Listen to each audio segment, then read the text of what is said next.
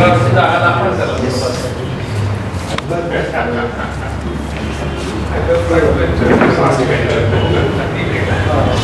1992 मी उदय सुभेदार आपल्या सगळ्यांचं स्वागत करतो आणि कार्यक्रम सुरू करण्यासाठी प्रकाश माडेकर यांना माईकची व्यवस्था बघायची.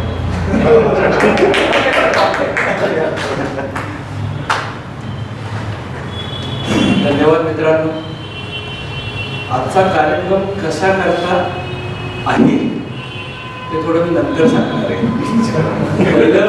मला जो काही ड्युटी दिली आहे आपल्याला थोडंसं मनोरंजन करण्याची की पहिले करून देतो, म्हणजे मी परीक्षा पास झाल्यानंतर होईल, नंतर पुढचा आवड.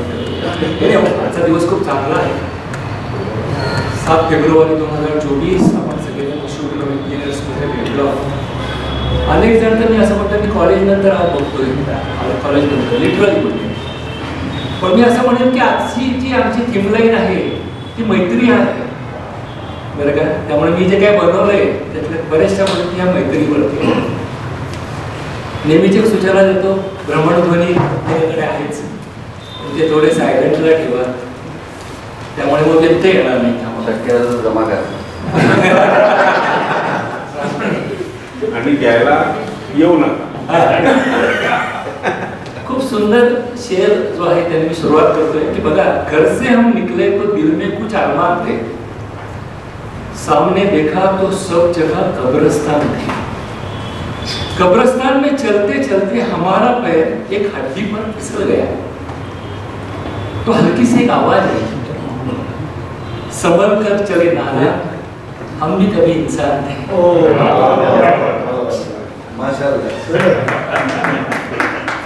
आता या हॉलमध्ये ना मगाचं वातावरण वेगळं होतं ते 15 मिनिटापूर्वी, आणि आज सगळेजण तुम्ही आलाय, किती वातावरण बदललंय बघा. तो यूं बदल रहा है सारा आलम, तो हम भी बदले रहे हैं कुछ बदले बदले से. मलाही असं वाटतं की काहीतरी बदल होतोय माझ्यामध्ये. तर मी आता प्रार्थना करतो, कहीं किसी की नजर न लग जाए खुदा, कि बच ना सके हम खुद ही की नजर से.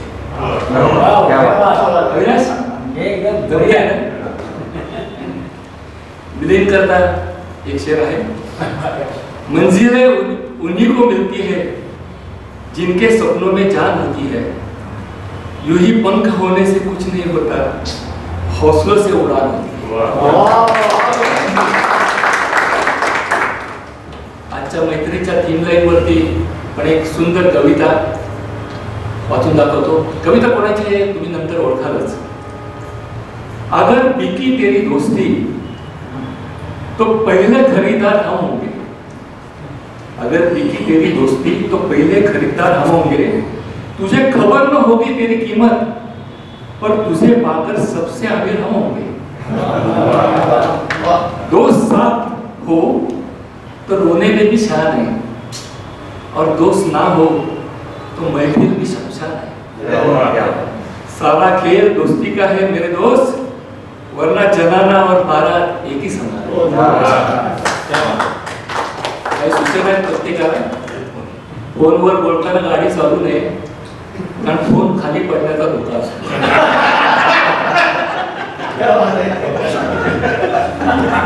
कॉलेज संपल्यानंतर मी 3 पुस्तकं दिली, मला माहिती नव्हतं, पण यशस्वी कसं व्हावं असं पुस्तक मी लिहिलंय, पण ते खपतच नाही.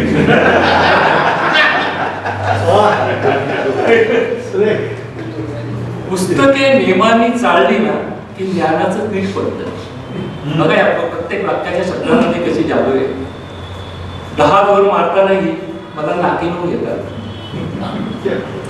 माझ्या मुलाने भिंतीवर काढलेल्या रेघोट्या एका चित्र प्रदर्शनात पाहिलेल्या वाटल्या. बायको जर शांत असेल तर निश्चिंत होऊ नका, ती वादळापूर्वीची शांतता असू शकते. मंदीतही तेजीत चालणारा व्यवसाय म्हणजे ब्युटी पार्लर. उत्तम पोहणाऱ्यांना मी पाण्यात पाहतो. मी वस्तू जागच्या जागी ठेवतो, पण ती जागाच मला सापडणार. माझ्या लिखाणावर सर्व प्रकाशकांची मोजकीच प्रतिक्रिया असते. साधार पडला आणि महत्वाची कागदपत्र जर हरवली ना की मी आडगळ शोधतो. स्वतःच्या चुकीबद्दल अभिनंदन केल्या जाण्याची एकमेव वेळ म्हणजे लग्न.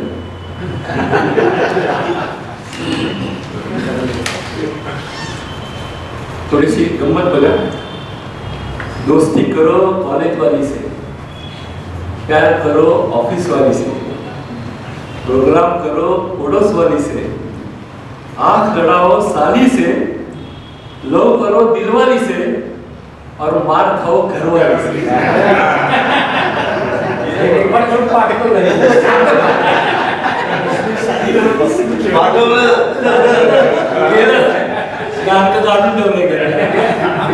किती छान अनुभव आहे. आंसू तेरे निकले आंखों मेरी हो, दिल तेरा धड़के तो धड़कन मेरी हो, दोस्ती हमारी इतनी गहरी हो कि जॉब तुम करो सैलरी मेरी.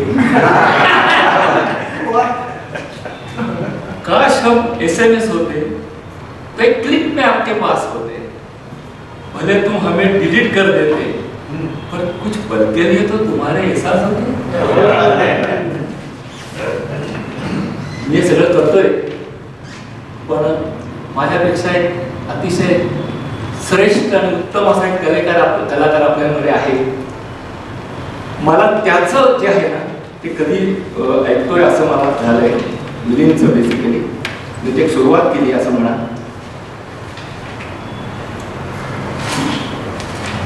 आजच्या कार्यक्रमाबद्दल आता बोलतो. जगात 64 कला आहेत, 14 विद्या 64 कला, संगीत, चित्रकला, नृत्य, पाककला, भरतकाम, विणकाम, त्याच्यामध्ये अभिनय पण आहे. आणि या सर्व कलांमध्ये पारंगत असणारे किंवा हे असणारे म्हणजे श्री गणराया, आपण गणरायाला म्हणतो की तू त्या सर्व कलांचा जो आहे तो हे आहे स्वामी आहे. त्या गणरायाला वंदन करूया आपण. आपला एक छोटासा कार्यक्रम 16 आपण अरेंज करतो आहे. श्रीकृष्णाला 16 कला येतो त्या. आजचा जो आपला मित्र आहे मित्रांनो मिलिंद, याने अभिनय नेपथ्य याच्यामध्ये तो पारंगत आहे, सर्वांना माहिती आहे. आणि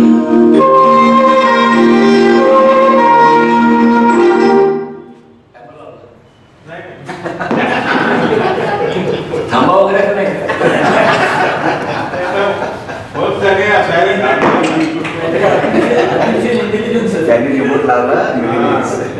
विद्येचं माहेरघर असणाऱ्या या पुणे शहरामध्ये मिलिंदने एक सुवर्ण अक्षराने कोरून ठेवला. त्याबद्दल मला तुम्हाला सांगायचं आहे की पुण्यामध्ये एक नाट्य मंदिर जे आहे त्याची आता एक काय म्हणतात रिनोव्हेशन झालं. श्रीराम लागू असं त्या याला नाव दिले, बरोबर आहे मिलिंद म्हणतो ते थोडं. आणि त्याची जी रचना आहे त्या नाट्यगृहाची ती मिलिंदने केली. आणि मला असं वाटतं की पुण्यातलं ते आत्ताच तरी या घडीचं पहिलं असं ते थिएटर आहे की अशा प्रकारची रचना तिथे केली. त्याबद्दल मिलिंदचं जे आहे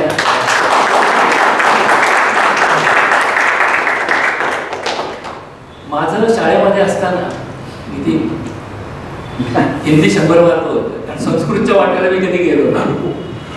आपलं आणि संस्कृतचं काय म्हणतात त्याला किती घट्ट राहते मला माहिती होतं, पण संस्कृत वाचलो आणि म्हणूनच मी झालो नंतर. पण नाहीतर तिथे अडकला असतो संस्कृतमध्ये. पण संस्कृत मधलं एक सुभाषित जे आहे ते मिलिंदला तंतोतंत लागू होतं. ते म्हणजे विद्वत्त्वच नृपत्वच न तुल्य कदाचन, स्वदेशे पूज्यतो राजा, विद्वान सर्वत्र पूज्यते. मला वाटतं संदीप बरोबर आहे ना. आणि म्हणूनच आज आपण आपल्या एक अशाच विद्वान मित्राचा सत्कार करण्यासाठी आपण या ठिकाणी जमलेलो आहे. असं म्हणतात घे रे बाबा तुला यावेळी येतोच आणि नाराज नको करू कोणा. असं म्हणतात की तुमच्या विचारातून तुमचे शब्द निर्माण होतात, तुमच्या शब्दातूनच तुमची कृती घडते, कृतीतूनच सवयी आकार घेतात आणि सवयीतूनच चारित्र्य निर्माण होते आणि चारित्र्यातूनच तुमचे दैव घडत असते. विश्वेश्वरय्या, मला वाटतं फोटो होता तो आता बहुतेक दुसरीकडे असेल, पण आपले स्थापत्य क्षेत्रातले जे विश्वेश्वरय्या ते नेहमी म्हणतात, त्यांचे वाक्य आहे की जीवनात हुशारीपेक्षा चारित्र्य फार महत्त्वाचे आहे. तर जे आपलं यश आहे त्याच्याशी चारित्र्याशी खूप संबंध आहे निगडीत. तर ते आपण सर्वांनी लक्षात ठेवायला पाहिजे. आणि मिलिंदचा परफॉर्मन्स बघण्याकरता मी खूप उत्सुक आहे. त्यात मला काय दिसणार आहे मी आत्ताच तुम्हाला सांगून ठेवतो. त्या परफॉर्मन्सच्या वेळेला तुम्हाला सर्वांनी जाणवेल की मिलिंदच्या चेहऱ्यावरती तेज असणार आहे, त्याच्या देहामध्ये शक्ती असणार आहे, मनामध्ये उत्साह असणार आहे, बुद्धीमध्ये विवेक असणार आहे, हृदयामधली करुणा, मातृभूमीवरचं प्रेम आणि इंद्रियावरचा संयम, प्रबळ इच्छाशक्ती, दृढ आत्मविश्वास, प्रेमळ असा सूर, तोच म्हणजे मिलिंद.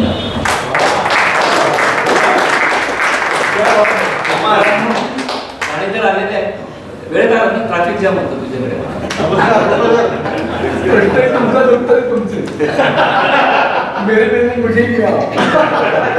आता तुमच्या मी जास्त वेळ घेत नाही. मला असं वाटतं उदय आपण ज्या कार्यक्रमाकरता आणि छोटीशी काय म्हणतात त्याला काय झालं ते मला तुम्हाला सांगायचं आहे की परवाला उदय सुभेदार आणि माझा रात्री 11 ते 11:30 अर्धा तास फोन चालला. विषय सांगतो त्या फोन नंतर असं झालं की माझा कानाला थोडासा गरम लागायला लागला. फोन गरम झाला, संभाषण ते थांबत नव्हते. विषय असा होता की मिलिंदचा सत्कार कुणी करायचा. उदय म्हणतो मी करणार, प्रकाश मेडेकर म्हणतात मी करणार, कोणतरी म्हणलं आपल्याकडे डॉक्टर पण येणार आहे, परत परत चाललं कोणी करावं याच्यामध्ये अर्धा तास गेला. शेवटी मग मी एक युक्ती सोडली की अशी आहे की आज जे इथे उपस्थित आहे ते सर्वजण याच्यामध्ये गोळा केले. मी आता मिलिंदला विनंती करतो की त्याने यावं आणि तुझ्या शुभ असते हा कोण शुभ यशस्वी काय म्हणतात भाग्यवान आहे याचं नाव करायचं. 2 चिठ्ठ्या निघणार आहे. पहिल्या भाग्यवानाच्या हस्ते तो मेमेंटो आहे तो दिला जाईल आणि दुसऱ्या भाग्यवानाच्या हस्ते बुके दिला जाईल. ओके, आपण सुरुवात करूया. मला वाटतं माझी आयडिया आवडली.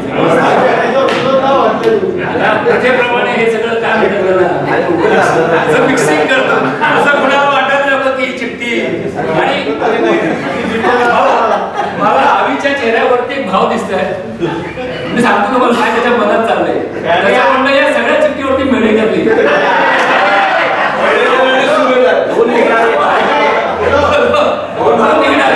म्हणून 2 काढतोय. त्याला वाटतं सगळीकडे अवेअरनेस नाही.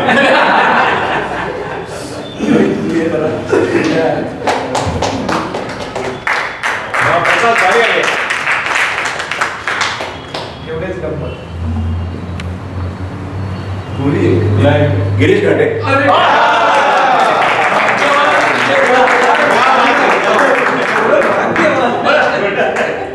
बरोबर राजीव चिखलीकर क्या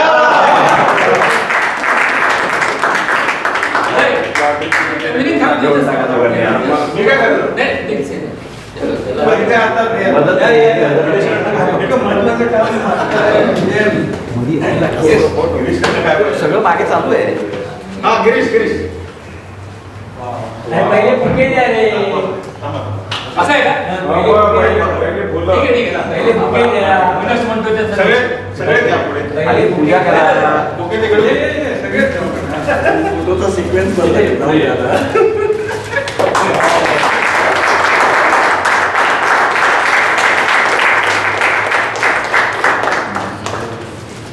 ते वाचन करायला मिलिंद स्वतः. हो यस मिलिंदनी वाचन करायचं. मिलिंदी वाक्यवरती थोडं मध्ये चिखलीकर वरती काम केले फोटो काढा आणि ग्रुपवर टाका. मागे अख्ख्यात चालू आपल्याकडे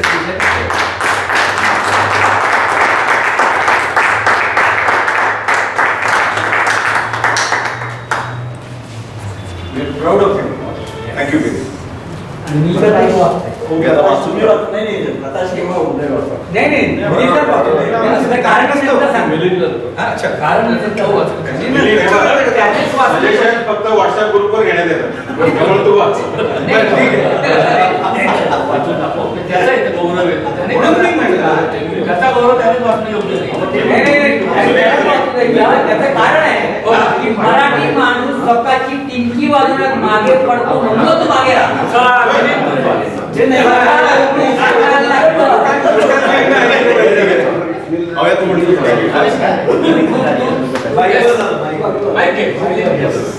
अरे ज्याला वाचत अरे तुम्ही भाग्यवान कृषी तुमच्या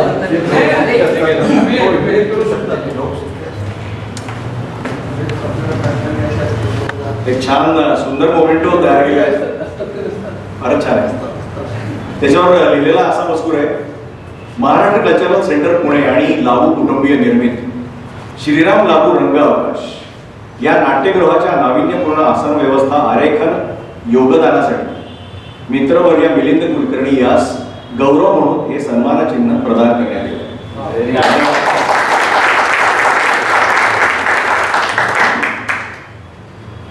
नावं वाचणारच अर्थात सगळ्या मित्रांची. अविनाश पुरंदरे, अरे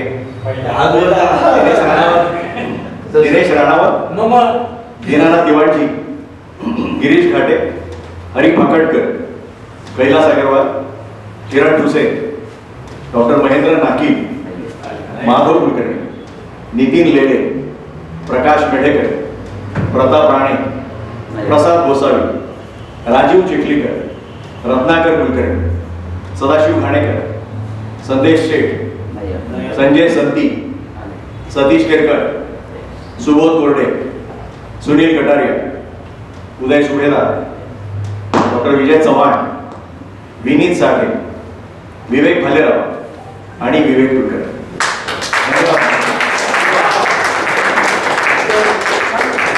मी आलोय त्याचं सार्थक झालं असं मला वाटतं. नाही, आज मुद्दाम मुंबईहून मी आलोय आणि खरं सांगतो म्हणजे मला आल्याचं सार्थक झालंय, कारण माझ्या हाताने तुझा सत्कार व्हावा हा हे माझं भाग्य आहे. धन्यवाद.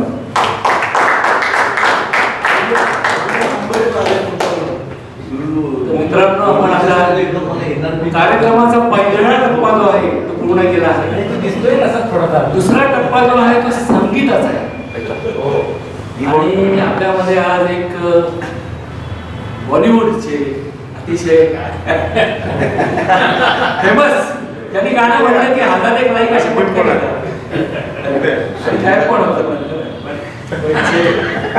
उदय हा उदयबद्दल मी थोडक्यात सांगतो. उदय हा रोटरीचा अतिशय एक सच्चा कार्यकर्ता आहे. मी असं कार्यकर्ता मी शब्द वापरतोय कारण रोटरीचे अनेक कार्यक्रम जे होतात त्याच्यामध्ये तुम्ही समाजाकरता देणं म्हणून ते कार्यक्रम करत असतात. आणि त्या कार्यक्रमामध्ये मी काही व्हिडिओज बघितले उदयचे, अतिशय उत्स्फूर्तपणे त्याने गायन जे आहे ते केलं आहे. कॉलेजमध्ये असताना तो गात होता की मला आठवत नाही ना म्हणजे बरोबर आहे, माझी स्मृती बरोबर आहे. पण कॉलेज संपल्यानंतर तुझी जी काही प्रगती केली ती थक्क करणारी आहे. तर आम्ही तुझ्या गाण्याला मनस्फोट देणार नाही एवढा वेळ आहे. त्यामुळे आमची इच्छा आहे की कमीत कमी 2 गाणी तरी तू 3-3 मिनिटाची करावी आणि त्यानंतर मग कार्यक्रमाचा करतो म्हणा. उद्याला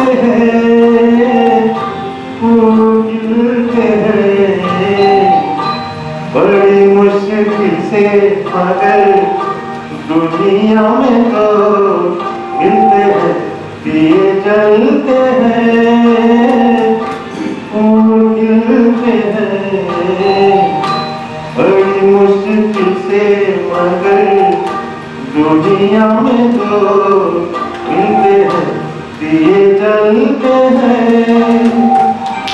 प्रकाशने मैत्री सांगितलं म्हणून हे गाणं ठेवलं.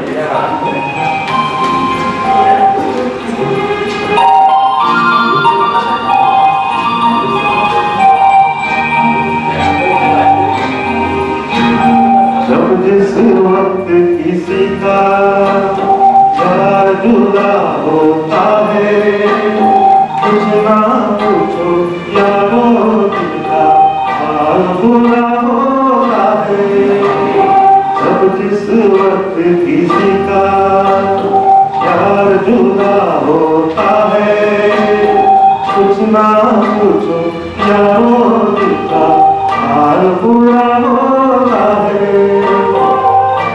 दिल पे यारों के जैसे तीर चलते हैं, दिए जलते हैं, फूल खिलते हैं. बड़ी मुश्किल से मगर दुनिया में तो मिलते हैं दिए जलते हैं.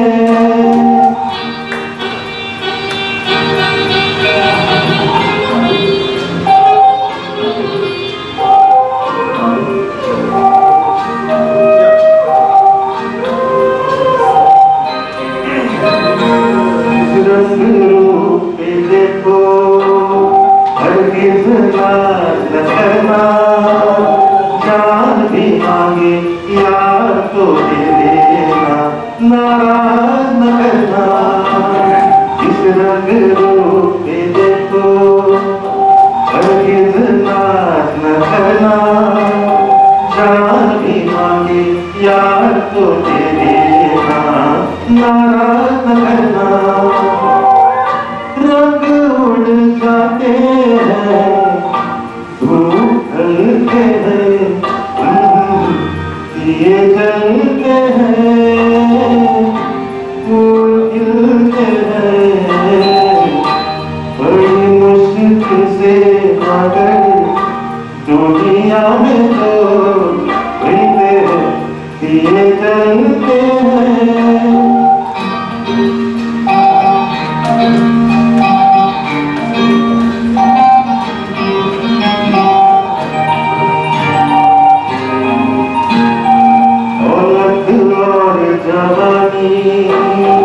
एक दिन तो जाती है, सच कहता हूँ सारी दुनिया दुश्मन हो जाती है.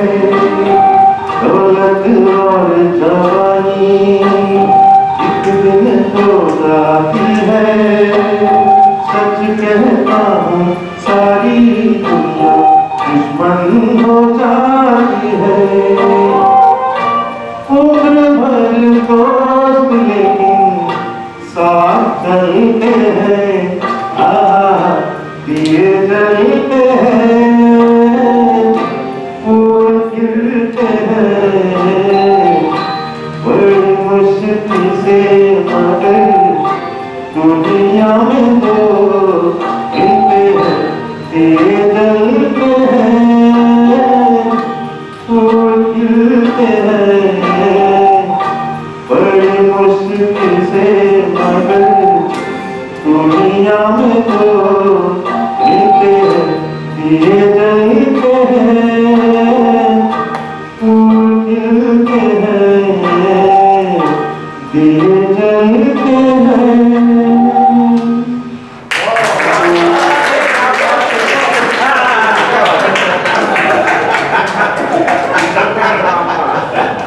माझ्या वतीने म्हणते ना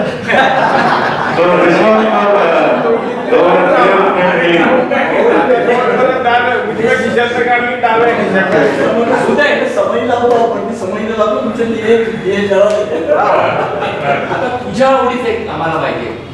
आम्ही तो व्हिडिओ बघितला तर तिथं रोटने सगळे नाचायला लागले होते. अरे पण राक्षसाचा पान पोपटात तसा मोबाईल मुलींचा आहे.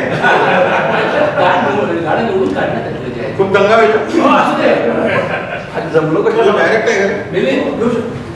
खूप दंगा होईल मला. अरे असू दे रेखा आहे रे सोचा. हो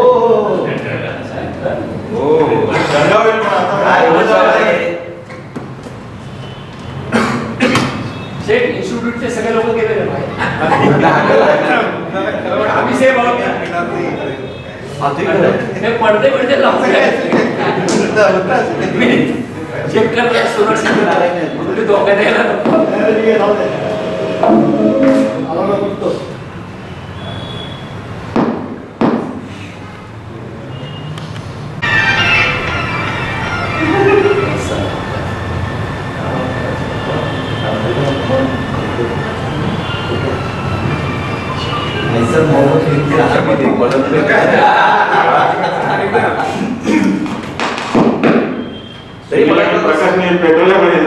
परवा हेच गाणं एका ट्रिप मध्ये एकाने गायला घेतलं तर ते एवढं झालं होतं की ते ऐसा मुका म्हणला तो.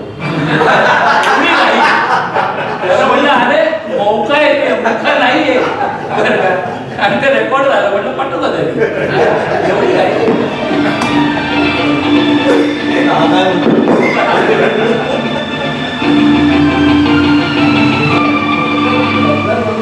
ऐसा मौका फिर कहाँ मिलेगा, हमारे जैसा फिर कहाँ मिलेगा।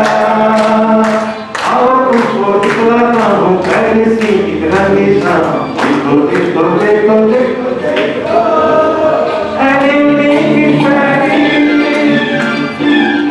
ऐसा मौका फिर कहाँ मिलेगा, हमारे जैसा फिर कहाँ मिलेगा। देखो देखो देखो देखो देखो की पैरी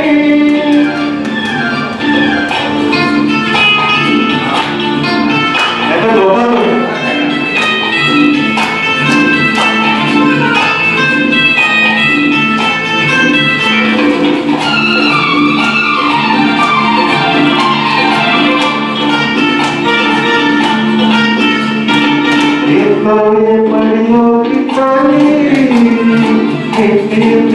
जिनकी बानी क्या क्या दिल पर रंग जमाए चलो की आदमी चोरी देखो ये परियों की टोली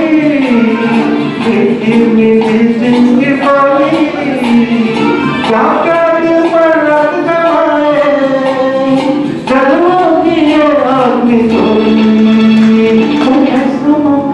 कहाँ मिलेगा, हमारे जैसा दिल कहाँ मिलेगा।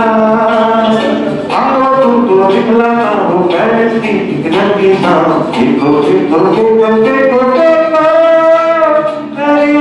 की पैरी।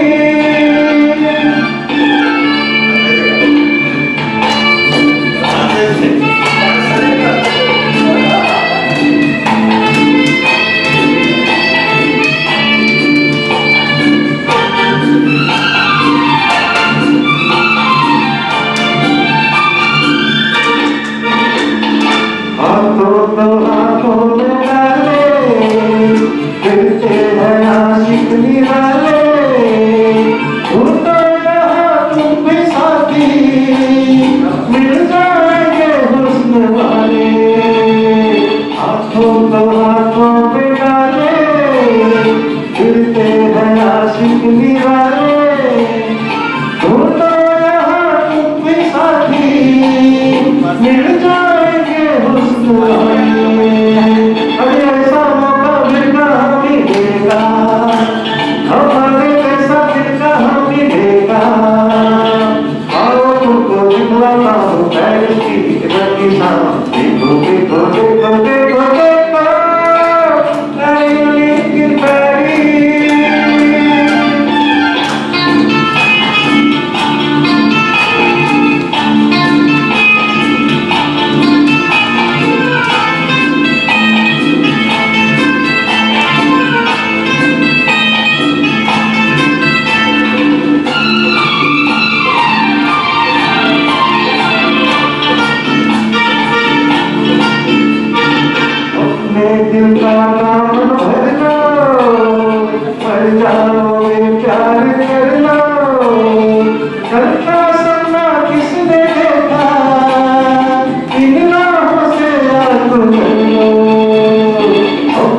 दिल का नाम भर जाओ, बन जाओगे प्यार कर लो।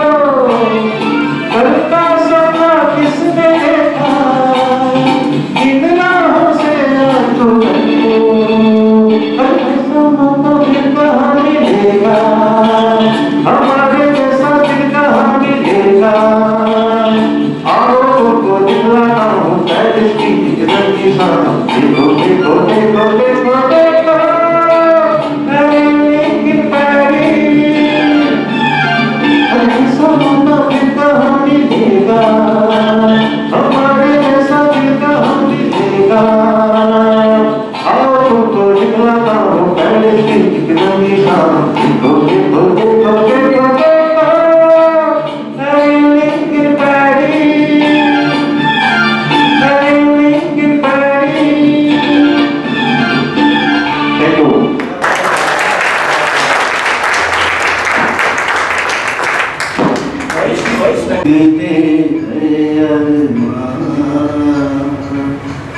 आँखों में उदासी छाई है, ये आस तेरी दुनिया से हमें तकदीर कहाँ ले आई है।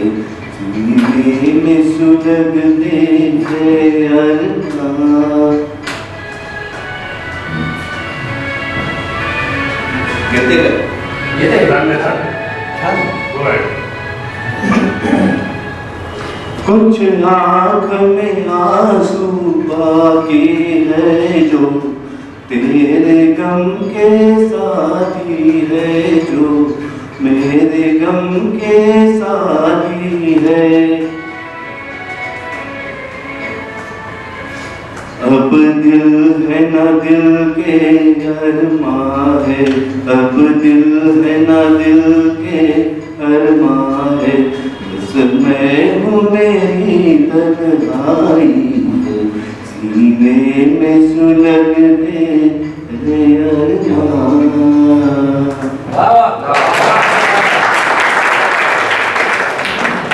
कारण आता मिलिंदकडे एकदा गेलं की मग नंतर आपल्याला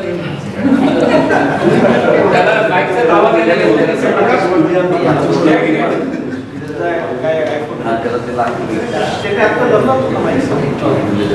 मागच्या वेळेला भीमाशंकरला मी आणि मिलिंद त्यांचा चर्चा करत होतो आणि त्यांनी काही गायडन्स केला. जे काही कविता वाचन मागच्या वेळेला केलं होतं त्याच्यामध्ये त्यांनी काही गायडन्स केला.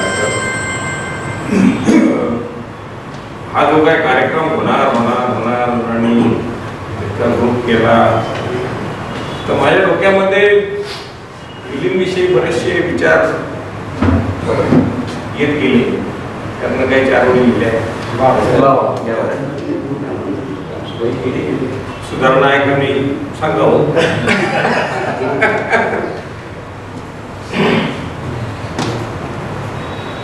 वैसे तो दुनिया में तारों की कोई कमी नहीं है, वैसे तो दुनिया में तारों की कोई कमी नहीं है। हमारा तारा मगर कुछ खास है. क्या बात है. हमारा तारा मगर कुछ खास है.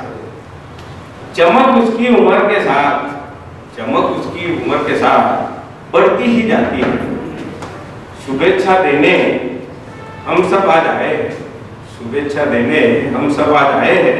आज हमारी खुशी कुछ खास है. क्या बात है. सुधारणा आहे करे नाही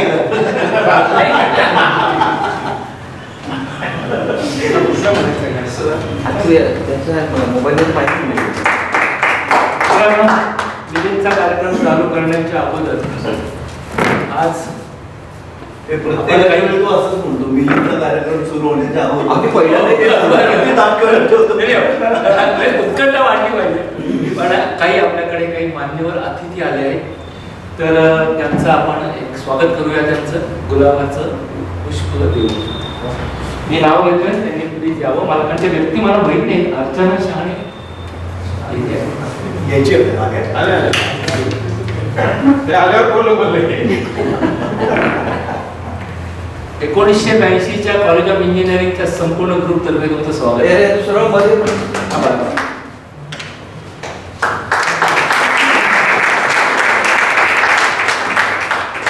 पुढचं नाव आहे दीपा क्षीरसागर.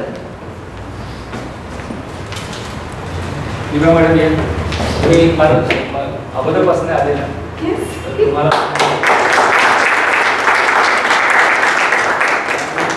तिसरं नाव आहे गोळकर सर. या स्वागत आहे तुमचं. आपलं सगळं माहीत करायचं आहे. लक्षात घ्यायचं इथं कान आपले तीक्ष्ण पाहिजे.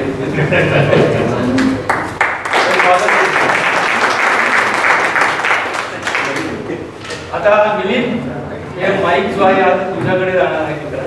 माझ्या एक गाणं. अरे वा क्या बात आहे. मी जर म्हणणार नाही त्याला आणि आम्ही सॉरी ना त्याला बासरी करायला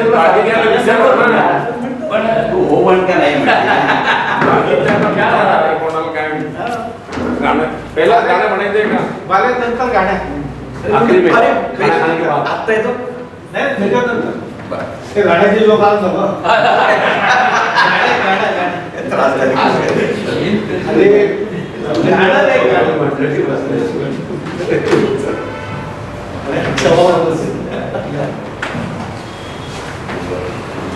स्टेशन नाव देतो.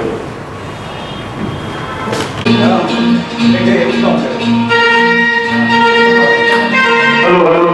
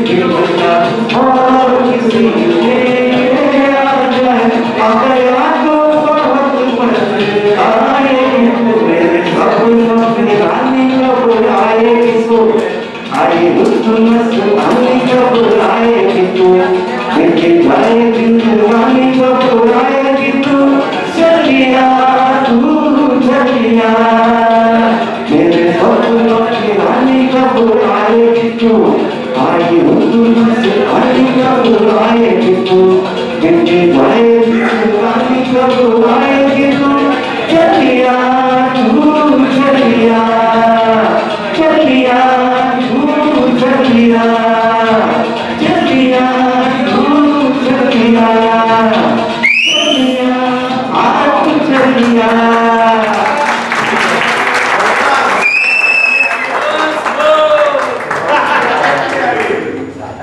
बेड्या पुन्हा एकदा मिलिंदला बाईकचा ताबा देण्यापूर्वी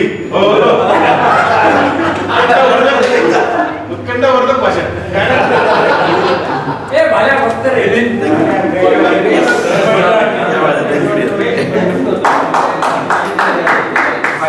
आणि साभार परत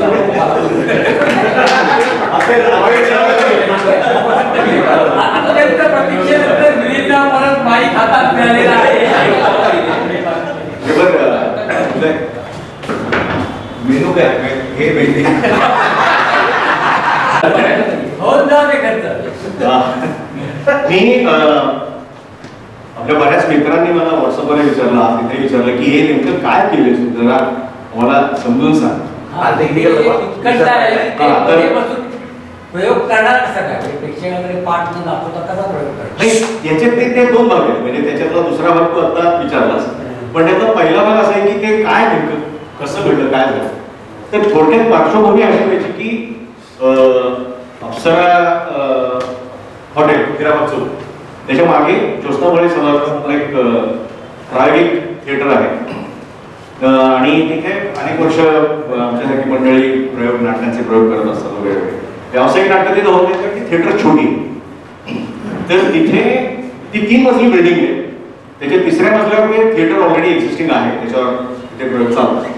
तर त्यातला जो पहिला मजला आहे तर तिथे काहीतरी वेगळं काहीतरी करावं असं तिथले जे महाराष्ट्र कल्चरल सेंटरचे ट्रस्टीज वगैरे त्यांचा सगळ्यांचा बराच विचार झाला. मी नव्हे त्यांना श्रीराम लागूचे नातेवाईक दीपा श्रीराम वगैरे हे सगळे कुठे कुठे भेटले आणि त्यातनं एक नवीन संकल्पना सुरू झाली आणि त्या दीपा श्रीराम म्हणाले की मी तुम्हाला काही देणगी देऊ शकते आणि त्यांनी 1 कोटी रुपयाची देणगी दिली त्या नाटकाला आणि त्यातनं मग यांनी अजून उचल खाल्ली आणि ते म्हणाले की आता काहीतरी आपण एक वेगळं असं करूया पण नुसतं वेगळं नाही ते प्रॅक्टिकल यायचं. अशा ह्याच्यातनं मग ही अशी फ्लेक्सिबल थिएटरची संकल्पना की त्याच्यामध्ये तुम्हाला नेहमी आपण कसं वन साइडेड म्हणतो ना आपण एका बाजूला बसतो आणि समोर नाटक चालू होतं किंवा कुठलाही प्रयोग चालू होतो तर ते दोन्ही बाजूनी 3 बाजूनी 4ही बाजूनी असं काही करता येईल. तर त्याच्यावर त्यांनी बराच खर्च केला आणि त्याच्यानंतर एक आर्किटेक्ट त्यांनी शोधले आणि त्यांना त्या सगळ्या त्या फ्लोअरचं पूर्णपणे redoing into and converting into a theatre. तो नॉर्मल हॉल होता म्हणजे तिथं काय बारशी मुंजी वगैरे अशा पद्धतीचं देण्यासारखं तो हॉल असा एक छोटा हॉल होता. तर मग त्यांनी त्या आर्किटेक्टनी त्यांना डिझाईन दिलं इंटिरियर सगळं त्याला अकॉस्टिक्स वगैरे बरंच त्याच्यामध्ये सगळ्या गोष्टींचा अंतर्भाव झाला. प्रोफेशनली ते सगळं डिझाईन केलेलं होतं. तर त्याच्यात त्यांनी हे लेआउट्स पण दिलेले होते त्या आर्किटेक्टने की हे असे लेआउट्स होते पण ते प्रॅक्टिकली कसे होतील याबद्दल त्यांनी सुरुवातीला तसं काही फारसं सांगितलं नव्हतं. करता येईल एवढंच त्यांनी सांगितलं. मग नंतर त्यांनी काही ब्लॉक्स असतात ना आपले लोगोचे ब्लॉक्स असतात ना तशा पद्धतीचं काही डिझाईन करून त्यांना ते दिलं आणि त्याची काहीतरी त्यांनी कॉस्ट सांगितलं. हे बरंच मागे झालेलं म्हणजे 2022 मध्ये हे सगळं घडलेलं होतं. आणि एक दिवस तिथल्या ज्या मुख्य संचालिका आहेत शुभांगी लांबे तर त्या आणि मी आम्ही दोघं मुंबईला गेलो होतो. ते मला एक मागच्या वर्षी झी मराठीचं मला एक नॉमिनेशन मिळालं होतं सहाय्यक अभिनेत्याचं त्याकरता घ्यायला म्हणून आम्ही दोघेही मुंबईला गेलो होतो. तर येत्या बऱ्याच गप्पा मारल्या तेव्हा त्यांनी विचारलं की म्हणाले की अरे तू इंजिनिअरिंगची डिझाईन्स ठेवतोस. म्हटलं हो. ते म्हणाले मला एक असं डिझाईन करून हवं. म्हटलं काय तर तिने मला सांगितलं की आपण किचनच्या ट्रॉलीज कसं ढकलून सगळं ते बंद बिंद करतो उघडतो असं मला काहीतरी करून हवं. तर मला काही कळलं नाही तिला काय म्हणायचं. तिला म्हटलं तुला 2-3 दिवसांनी मी भेटायला येतो मला समजून सांग काय मग तिने सांगितलं की असं एक आपण नवीन थिएटर तयार करतोय वेगळ्या संकल्पनेचं. म्हटलं ठीक आहे ओके. मग मी गेलो. त्यानंतर ते काही नुसताच हॉल होता तो मला माहिती होता, त्यात काही नवीन होतं. मग तिने काही त्या आर्किटेक्टकडनं आलेली ड्रॉइंग्स मला दिली ऑर्डरची. ती बघितल्यानंतर मी म्हटलं बरं हे काय म्हणजे याचं काय करायचं. ती म्हणाली नाही हे असं आपल्याला करायचं. मी म्हटलं ते आता करतायत ना. ते म्हणाले अरे नाही पण ते अजून त्यांच्याकडनं क्लिअर होत नाहीये तर तू काही करू शकशील का याच्यात. तर मी म्हटलं ठीक आहे बघतो मी काय करायचं. मग काही ड्रॉइंग्स ती आठवत होती ड्रॉइंग्स, बरं ती इंजिनिअरिंगची नसल्यामुळे तिला काही मला सांगता येत नव्हतं. आणि मी म्हटलं बरं हे कोण आहेत आर्किटेक्ट, त्यांच्याशी माझी गाठ बोलून दे. पण ती काय करणारी माझी त्याची गाठ होत काहीच झालंच नाही. ते म्हटलं ठीक आहे सर तुला काय हवंय ते मी करून देतो. सुदैवाने आता मी आपल्यापैकी बऱ्याच जणांना माहिती मी 3D सॉफ्टवेअर्समध्ये काम करत असल्यामुळे त्याच्यात मी एक डिझाईन तयार केली आणि ते तिला दाखवलं. मग त्याच्यानंतर अजून 2-3 ट्रस्टीज होते, त्यांनी बघितलं. ते म्हणाले नाही असं नाही तसं तसं नाही तसं. तेव्हा मला कळलं की यांना काय हवं हे यांना माहिती. इतके गोंधळ होते की त्याच्यात कळत नव्हतं. फक्त एक फायनल मला असं हवं. म्हटलं ठीक आहे ओके हरकत नाही. म्हटलं आता मला कळलं तुम्हाला काय हवं. मग त्याप्रमाणे त्या आर्किटेक्टने काही आधी थोडासा होमवर्क केलेला होता तो मी रेफरन्सला घेतला आणि मग त्याच्यात एक बेसिक कन्सेप्ट तयार केली. म्हटलं ठीक आहे मला एक लक्षात आलं हे फ्लेक्सिबल सिटिंग अरेंजमेंटचे डिझाईन करायचं. आता फ्लेक्सिबल म्हणजे कसं की ते आता समजा सिंगल साइडेड त्याला प्रोसेनियम म्हणतात. सिंगल साइडेड असेल तर ते जर नको असेल 2 साइडेड असेल तर त्यातनंच काही गोष्टी काढून दुसरीकडे जाऊन त्याच्यातनंच ती अरेंजमेंट व्हावी. ओके त्याच्यातनंच मग झालं तर 3 साइडला मग त्याच्यातनं मी एक बेसिक आयडिया काढायला सुरुवात केली. लक्षात आलं की जसं जसं सिंगल साइडेड मधनं 2 साइड 3 साइड 4 साइड मध्ये जातोय तसं तसं नंबर ऑफ सीट्स कमी होतो. ओके आणि बेसिक रिक्वायरमेंट अशी होती की स्टेजचा जो साईज आहे तो 6 मीटर बाय 8 मीटर म्हणजे साधारण एक साहित्रिक 18 आणि बाय 24 18 बाय 24 हा फिक्स आहे. तो कुठल्याही याला कॉम्प्रोमाइज करायचा नाही. म्हटलं ठीक आहे. मग त्याप्रमाणे मी माझी कॅड मध्ये बरीच डिझाईन्स करत गेलो आणि असं लक्षात आलं की इथे खूप ठिकाणी सीटची संख्या आसनांची संख्या कमी होईल. तर हे म्हणलं तुम्हाला मान्य आहे तर आपण पुढे जाऊ. नाहीतर मला सगळं करायचं होतं म्हणायचं नाही ते म्हणे आम्हाला कल्पना आहे त्याची. म्हटलं कल्पना नाही एक्झॅक्ट किती आपण इंजिनिअरिंगचे लोक त्यामुळे एक्झॅक्ट आकड्यात बोलतो. म्हटलं हे इथं इतके इथे इतके इथे इतके असे कमी कमी होत जाणार. मान्य आहे. हो हो मान्य आहे. आता आव्या तू जो प्रश्न विचारलास की याचं नाटक कसं करणार याच्यावर तर तो प्रश्न मी म्हणलं हा तुम्हाला असणारच आहे. मलाही प्रश्न पडलाय. मग म्हणलं ठीक आहे आता आपण इंजिनिअरिंग डिझाईन यावर बोलू. नाटक कसं करायचं ते दिग्दर्शकांचा प्रश्न हा असं म्हणून तो विषय मी तो पूर्णपणे बाजूला ठेवला. तो आजता काय बाजूलाच आहे. कारण नाही सांगतो इंटरेस्टिंग आहे बाजू प्रकार. पण मग काय झालं त्याच्यामध्ये मग मी म्हटलं ठीक आहे त्याच्यात काय करायचं तर कुठलंही मॉड्यूल बेसिकली हे असं तयार करायचं. बेसिकली मॉड्युलर सिस्टीम आहे हे कळलं. मग कुठलंही मॉड्यूल असं तयार करायचं की ते फोल्ड होऊन कुठेही ठेवता येईल. चक्क तो भिंतीला भेटून ठेवता येईल अशा पद्धतीने त्याचा विचार केला आणि एक बेसिक अरेंजमेंट तयार केली ज्याचे 4 स्टेप्स असतील आणि त्याच्यामध्ये साधारण एक 4 खुर्च्या अशा पद्धतीने एक मॉड्यूल तयार केलं. आणि मग त्याचं सगळं मेनली असेंब्ली डिसअसेंब्ली कॉस्ट वजन हे सगळं काढून तुम्हाला एक 10-12 पानांचं प्रेझेंटेशन तयार केलं. आणि मी तिथं त्यांच्या सगळ्या ग्रुप समोर आपले 15 जण होते त्यांचे ट्रस्टीज सगळे. ते बघितल्यावर त्यांनी बरेच प्रश्न विचारले की याचं कसं त्याचं कसं वगैरे. हे प्रश्न खूप छान होते म्हणजे आपल्या इंजिनिअरिंगच्या सरळ जवळ जाणारे प्रश्न होते. आणि त्या प्रश्नांची उत्तरं दिल्यावर ते म्हणाले ओके छान हे वर्केबल होईल असं दिसतंय. त्याच्यानंतर पुढे 5-6 महिने काहीच झालं. तोपर्यंत त्यांनी एका सिव्हिल कॉन्ट्रॅक्टरला तिथलं काम देऊन त्या हॉलचं थोडा पुढे वगैरे सगळी सुरू केलेली होती. फॉर्च्युनेटली तो आपल्याच कॉलेजचा आहे सागर परचुरे 83 बॅच. सिव्हिलच्या कदाचित लोकांना कदाचित माहिती असेल. तो आपल्याला एक बॅच ज्युनियर आहे सागर परचुरे. तर त्यानं ते ज्योत्स्नाबळे थिएटर आधी बांधलेले आहे पूर्वी 2006 का 7 आणि त्यालाच ते त्यांनी कॉन्ट्रॅक्ट दिले सागर परचुरे. तर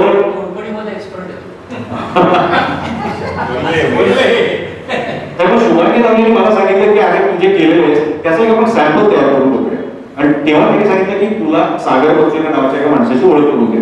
तिथं माझ्या सागरची ओळख. मग आम्ही दोघांनी म्हटलं ठीक आहे. मग त्याप्रमाणे आम्ही एक सॅम्पल मॉड्यूल तयार केलं आणि लक्षात आलं ते वर्केबल त्याला काही प्रॉब्लेम नाही. पण नंतर 5-6 महिने काही झालं नाही आणि अचानक एक दिवस मला सागरचा फोन आला. तो म्हणाला अरे मिलिंद तू जरा येतोस का ज्योत्स्नाबळे. म्हटलं काय झालं. तो म्हणाला अरे नाही की तुझ्या डिझाईन बद्दल चर्चा करायची. म्हटलं काय तर तिथे एक SP कुलकर्णी म्हणून आहे श्रीकांत कुलकर्णी आपल्याच कॉलेजचे होते. त्याचं इलेक्ट्रिकलच आहे ते आपल्याला 12 वर्ष सिनियर बघतो आणि अतिशय ऍक्टिव्ह माणूस आहे. म्हणजे आता सुद्धा त्यांना आता मी तिथनं चालू होता तर काय एनर्जी आहे त्या माणसाने, जबरदस्त काय. आणि म्हणजे आकड्यांची मेमरी म्हणा, काय म्हणा, एनर्जी जबरदस्त आहे तो माणूस. आणि आता ते सगळं तिथलं जे काही इन्स्टॉलेशन चालली आहेत ना त्याचा सगळा एकच कंट्रोल आहे SP कुलकर्णी. सगळे कॉम्प्रेसर्स असतील, सिव्हिल असतील, इलेक्ट्रिकल, प्लंबिंग, कोणी असू देत ते सगळं त्यांच्यापाशी लोटांकडे घालतो, मला ते पुढे जातं सगळं करायला. आणि त्यांच्याकडे प्रश्न म्हणजे इतके असतात की त्यांना सुटूच शकत नाही कोणी. सुंदर माणूस, अतिशय छान काम करणार. तर काय झालं होतं, त्यांनी सागरला विचारलं होतं की अरे त्या आर्किटेक्टने जे डिझाईन केलेले आहे ते बरंच कॉस्टली आहे, काही आपल्याकडे थोडं अजून कमी कॉस्टली ऑप्शन नाही असू शकत. तर सागर म्हणाला आहे की आपल्या मिलिंद कुलकर्णी म्हणून त्यांनी डिझाईन केलेलं आहे. काय डिझाईन? सुदैवाने त्याच्याकडे ते सगळे PDF होते आम्ही केलेले, ते त्यांनी त्यांना दाखवले. बघितलं म्हणजे ते म्हणाला हे वर्केबल आहे. आणि त्यात झालं कसं की त्या आर्किटेक्टनी त्या डिझाईनची कॉस्ट टोटल घेतली 42 लाख रुपये दिलेली. आणि मी सगळं कॉस्टिंग काढून ते काहीतरी 18 लाखाची कॉस्ट. आणि मी त्यांना म्हटलं की माझे मी काय त्याच्यात मी पैसे वगैरे काही घेणार नाही, हे मला रंगभूमीची सेवा करायला मिळते म्हणून मी ते करतो, ते आनंदाने करतोय. मला याच्यात काही पैसे नव्हते, पैसे कमवणं हा हेतूच नाही याच्यावर. तर मग मी त्यांना भेटल्यानंतर ते म्हणाले तुम्ही फार चांगलं केलेलं, आपण ते सुरू करूया असं म्हणून आम्ही त्याच्यावर काम सुरू केलं. सुरू केल्यानंतर मग ब्रेनस्टॉर्मिंग आमचं, मी, सुदैवानी, मी, SP कुलकर्णी आणि सागर, आम्ही तिघही ऑलमोस्ट रोज किंवा अल्टरनेट डे ज्योत्स्नामुळे भेटायचो. आणि त्याच्यात एक एक एक एक एक आयडियाज असून बाहेर येत गेल्या आणि ते इतकं इव्हॉल्व्ह झालं.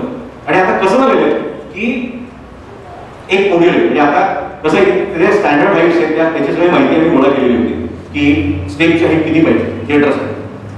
नंतर एका मग असं काय, आता समजा तुम्ही समजा प्रेक्षक आहात, मी इथे परफॉर्म करतो, तर अशा त्या पायऱ्या बरोबर चढत जाणार. बरं ते अशा वेळी की सगळ्याच्या सगळ्या पायऱ्या सुद्धा बाहेर काढता येतात असं त्याच्या मागचं होतं. म्हणजे ते ठेवायच्या पण त्याचबरोबर त्या हल्ल्या नाही पाहिजे आणि त्या काढता यावं असा तो सगळा भाग होता.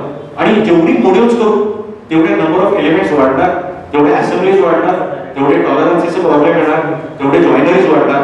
हा सगळा विषय बरोबर, कारण तेवढे नट बोल्ट्स हे काय असेल ते सगळं येणार. आणि ऍक्च्युअल डिस्मॅन्टल करताना प्रॉब्लेम आहे. असेंब्ली करताना 50 बोल्ट गेले कुठेतरी गायब झाले वगैरे, हे स्टँडर्ड प्रॉब्लेम आपल्याला सगळ्यांना आता इतकी वर्ष काम करून माहिती, हे सगळं होणार. त्यामुळे number of assemblies minimum, number of joineries minimum.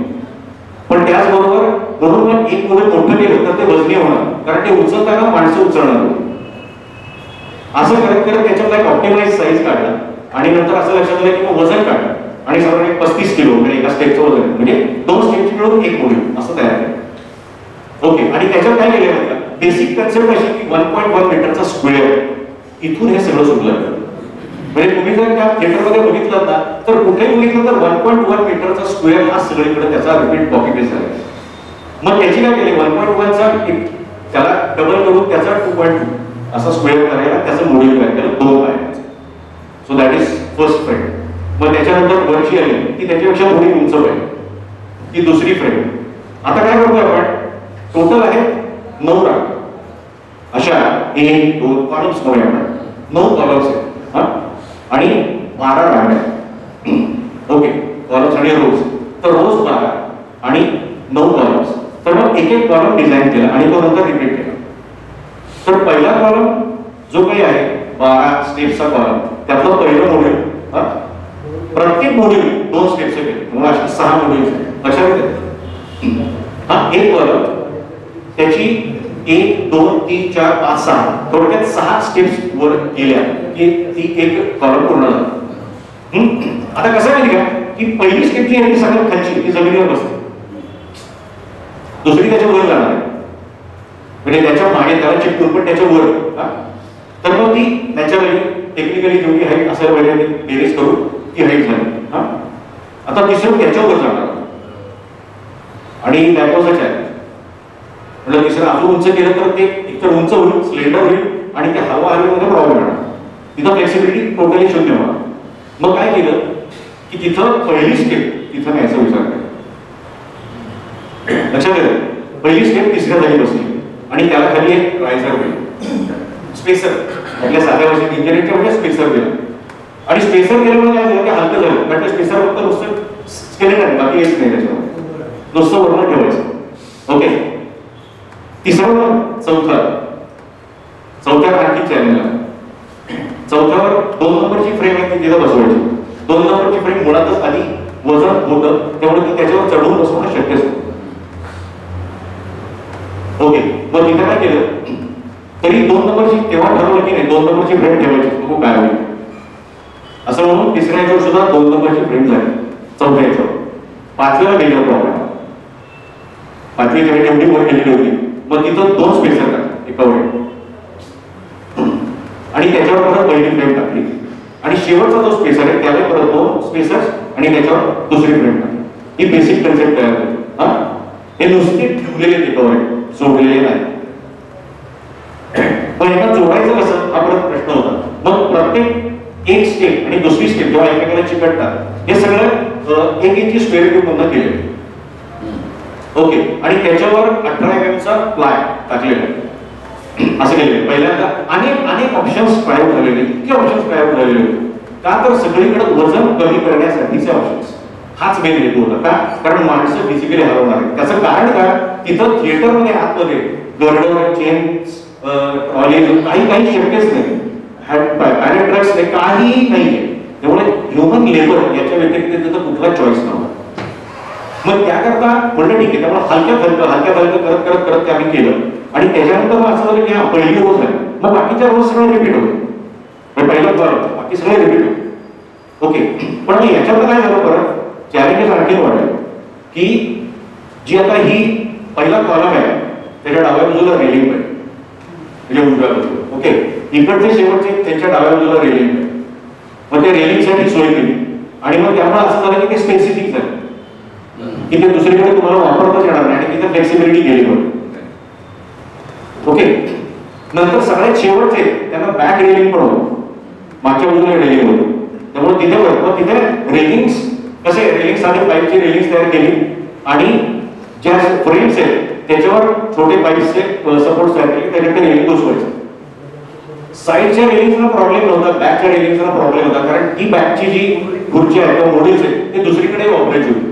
मग त्या रेलिंगच्या डिझाईन्स मध्ये असा बदल केला की ती दुसऱ्याला जरी चिकटली मागणं तरी ती रेलिंगचे पाईप त्याला आणणार नाही. अशा पद्धतीने पाईपच्या पोझिशन्स लावले. सगळं बेसिक डिझाईन म्हणजे त्याच्यात काही फॅन्टास्टिक असं डिझाईनवर फॅन्टास्टिक काही नव्हतं, फक्त जसे प्रॉब्लेम तसं सोल्युशन काढून द्यावं. हे सगळं झाल्यानंतर आता त्यांना जोडायचं कारण नुसते उभे राहिले तर काय होतंय की आणखी एक प्रॉब्लेम आला की आता हे ठेवले उचलताना तिथं फ्लोअर आहे अशा फरशा आहे एक फॅब्रिकेटेड स्ट्रक्चर पडलं की झालं फरशी तोडणार. मग त्यांना खाल्लं प्लास्टिकचे हार्ड बुशेस बसतो इंटरफरन्स प्रेस्टिकेटेड आहे आणि त्याच्यामुळे इतकं सोबत झालं म्हणजे तो आम्ही ऍक्च्युअली विचार न केला होता आणि अचानक सोल्युशन सापडला. तर असं कारण ठरलं की ते सरकार झालं आणि तिथं मेजर आम्हाला मोठा ऍडव्हान्टेज मिळाला. ओके, मग त्याच्यानंतर म्हणजे ठीक आहे मग सगळ्यावरच ते आम्ही बुशेस टाकत गेलो. त्याच्यामुळे काय झालं की ग्रीप मिळायला सोपं झालं. एकावर एक ठेवलेले होते त्यांना. मग त्यांना वरनं आता कसं आहे टिपिकल XYZ लॉकिंग ही कन्सेप्ट वापरतो बरोबर. XY मधलं लॉकिंग कसं होतं तर एक ठेवलेलं आहे त्याच्यावर दुसरा ठेवला की त्याला सर्व वरनं व्हर्टिकली बोल्ट्स टाकले नट बोल्ट्स आले आणि त्याच्यामध्ये लॉकिंग झालं. ओके, तरी पण त्याला स्क्यू वगैरे येऊ शकतं. मग शेजारची मॉड्यूल्स एकमेकाला चक्क त्याला लग्स तयार केले खाली आतमध्ये आणि लग्स मध्ये नट बोल्ट्स टाकले सिंपल. आणि ह्याच्याने ते लक्षात आलं की हा चला ते बसू शकते आणि मग ही सगळी कन्सेप्ट सगळीकडे रिपीट झाली. प्रोसिडियम झालं. ओके, प्रोसिडियम टू आता समजा 2 साइडेड म्हणजे त्याला सँडविच म्हणतात मध्ये स्टेज आणि दोन्ही बाजूला आहे. मग त्याच्याकरता सगळी परत ती चित्र अर्थात एक जेव्हा प्रोसिडियम आम्ही तयार करत होतो तेव्हा सँडविच आणि बाकीच्या फॅन शेप वगैरे 3 साइड 4 साइड या सगळ्यांसाठीची डिझाईन्स मी तयार करत होतो कंटिन्युअस. कारण हाच रूल जो काही जे सोल्युशन आम्हाला सापडतंय ते सगळ्याला अप्लाय होणार आहे ते सतत बघावं लागत होतं आणि ते बघत गेल्यानंतर लक्षात आलं की हा सगळीकडे अप्लाय होतं आणि असं करत ती सगळी तयार झाली. ओके, आता ही तयार झाल्यानंतर पुढे काय झालं माहिती का की त्याच्यात जवळपास 54 स्पेसर्स आहेत रायझर्स 54 रायझर्स तयार झाले आणि 72 या फ्रेम्स आहेत वेगवेगळ्या. त्याच्याची मी म्हणाला पहिली फ्रेम जमिनीवरची, दुसरी फ्रेम ती त्याला थोडी उंच, तिसरी परत पहिली स्पेसरवर आणि चौथी त्याच्यावर परत दुसरी. तर दुसरी वर येणार पहिल्यांदा एकदा मी ट्रायल घेतली. तर ट्रायल घेताना असं लक्षात आलं की जी 2 नंबरची जी फ्रेम आहे ती भयंकर जड आहे आणि त्याला अंगायलाच आहे. सगळ्याच फ्रेमना अंगायलाच होतं कारण स्टेप्स आहे. मग तिथं ती आम्ही ठरवलं की ती फ्रेम 2 तुकड्यांमध्ये कापायची. थोडक्यात तिचं वजन कमी होईल, हँडलिंग सोपं होईल, नो डाऊट असेंब्ली होणार करायला, पण मग त्याच्याने ते सोबत झालं आणि तिथं ती जी दुसरी फ्रेम आहे ती 2 फ्रेम्स मध्ये कन्वर्ट झाली. असं करून तो एक खूप उशिराचा आमचा तो डिझाईनचा चेंज होता, पण त्याच्यामुळे सगळं सोपं झालं. आणि आता मग काय करतोय आम्ही की आता तिथल्या मुलांना मी सगळ्यांना तिथलं शिकवलेलं की कशा पद्धतीने असेंब्लीज करायचं. असेंब्लीज करताना खूप गोड होतं, कसं हे सगळे फॅब्रिकेटेड स्ट्रक्चर्स आहेत, तर त्याच्यामुळे कधी कधी काय होतं की ती एखादी ट्यूब थोडीशी वाकलेली असते, तर ती तिला थोडंसं कशा पद्धतीने अलाइनमेंट करून हे करायचं त्याच्यात आपल्या प्रॅक्टिकल गोष्टी होत्या त्यांना सांगू शकतो. त्याच्यामुळे ती पूर्ण चांगली तयार झालेली. आता त्यांना न्यूमॅटिक आपलं बॅटरी ऑपरेटेड गन्स दिलेले आहेत, त्याच्याने ते नटबोल्टची असेंब्ली वगैरे करू शकतात. फॉरवर्ड रिव्हर्स कसं करायचं ते आता त्यांना कळलेलं आहे.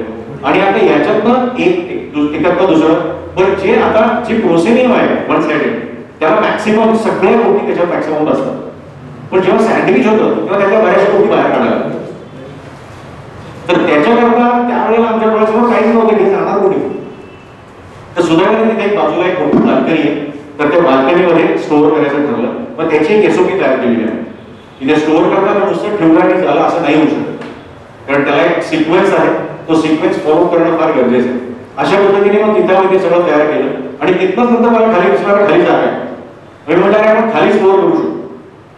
मग तिथे आता तिथं एक चेकपुली ब्लॉक आणि व्हॉइस वगैरे त्याचं सगळं मेकॅनिझम ते डिझाईन ते ऑलरेडी तयार झालेले, फक्त त्याला अजून आम्हाला वेळ नाही मिळालेला.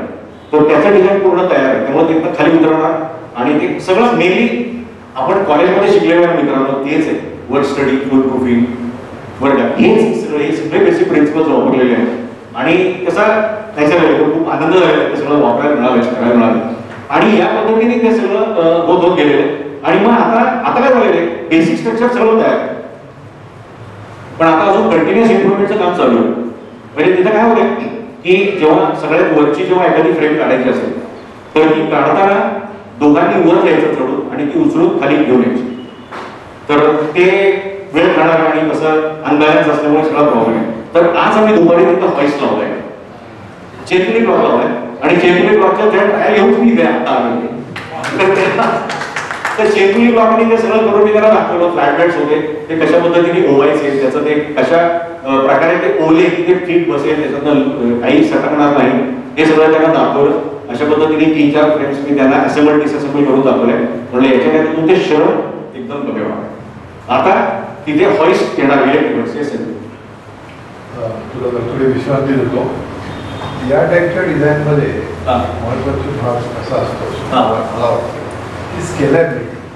येस, म्हणजे आता 12x9 केलेलं आहे आणि माझं मत असं खूपच आहे की या पुढं त्या वेगवेगळ्या पद्धतीची त्यासाठी तुला माहिती आहे पॅरामेट्रिक प्रोग्रामिंग वापरायला. येस, म्हणजे तुम्ही एक डायमेन्शन बदललं की ते सगळ्या अशा टाईपचं काही केलेलं आहे. अच्छा, ते स्केलेबिलिटीचा इथे विषय नव्हता, कारण का हॉलची जी डायमेन्शन्स आहे ती फिक्स्ड आहे आणि त्यामध्येच राहून ते सगळं हे 4 अल्टरनेटिव्ह करायचे. पॅरामेट्रिक डिझाईन मुंबई ठिकाणी करायचं. नाही सांगतो ना ते कसं तू मॅनेज कर त्याच्यात पुन्हा तेवढंच पहिल्यापासून. नाही सांगतो. आता काय होणार आहे, तुझा मुद्दा सांगतो एकदम बरोबर आहे की आता हे मला माहिती का माझा फोकस फक्त तिथलं करायचं, तिथलं डिझाईन हाच फोकस होता.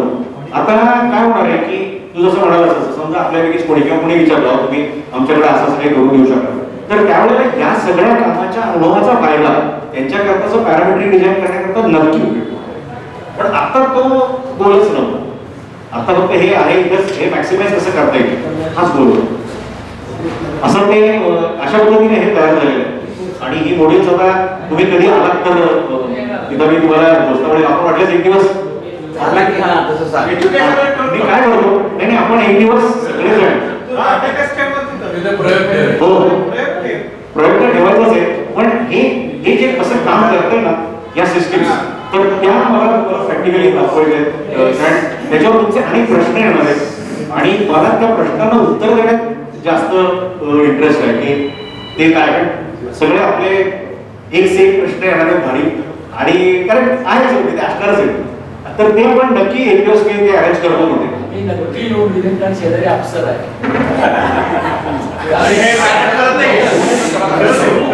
नक्की आणि जाऊ ना आपण अफसराला जाऊ किंवा तिथेच आपण स्पेशालिटी काय झाली आणि आणि मग नंतर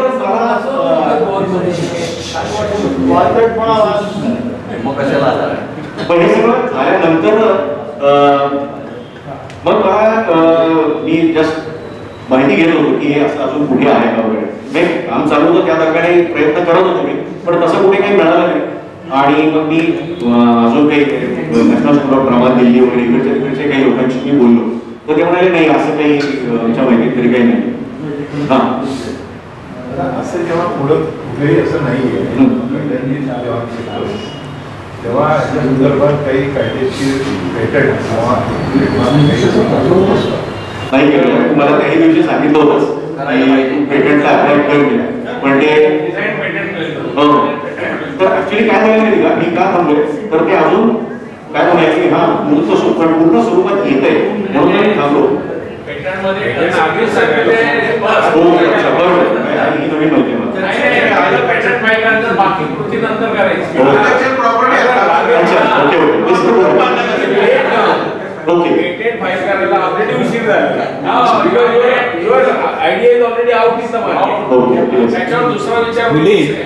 कन्सेप्च्युअल स्टेजलाच पेटंट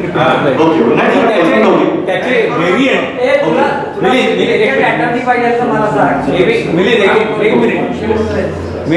कन्सेप्ट बेसिक समजून how many variant are possible? All these things you have to include in the patent. Yes. हे आता याचं नक्कीच पाहिजे. संजयने मला केव्हाच सांगितलेलं, पण हे आणखी काही इनपुट्स मिळालेले तर मला मोटिवेट होणं गरजेचं होतं. म्हणजे मला नोटीस करायला पाहिजे ते शंका नाही. हो येस. तर अशा पद्धतीने एक मोठा हा प्रकल्प होता तो पार पडलेला. आता त्याच्यावर अजून आमचं चालूच आहे का, पण ते एका चांगल्या रूपात आलं की मी नक्की मग सगळ्यांना बोलवणार आहे, आपण जाऊन येते आणि चारी बाजूने प्रेक्षक कसं होणार हे बघण्यात मला नाही तो मोठं आव्हान आहे जे सगळे रंगकर्मी आहेत त्यांना. ते फार अवघड आहे आणि खूपच अवघड आहे. म्हणजे ते कसं करणार हा प्रश्न आहेच आहे. आणि त्यामुळे मी त्यावर ऑनेस्टली मी काही विचार केलेले नाही, कारण या ह्याच्यातच अजून अडकलेलो आहे. त्यामुळे आपण करू देणार. कारण आता कसं आहे इंजिनिअरिंग करणं बाहेर पडून आता मी त्याच्यात नाटक बनवली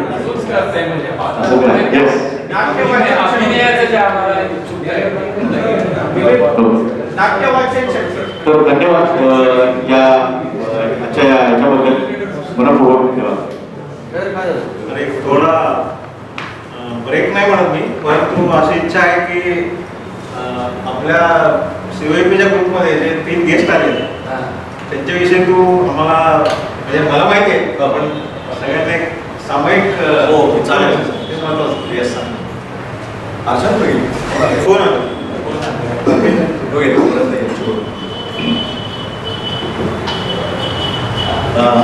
दिलीप जोगळेकर.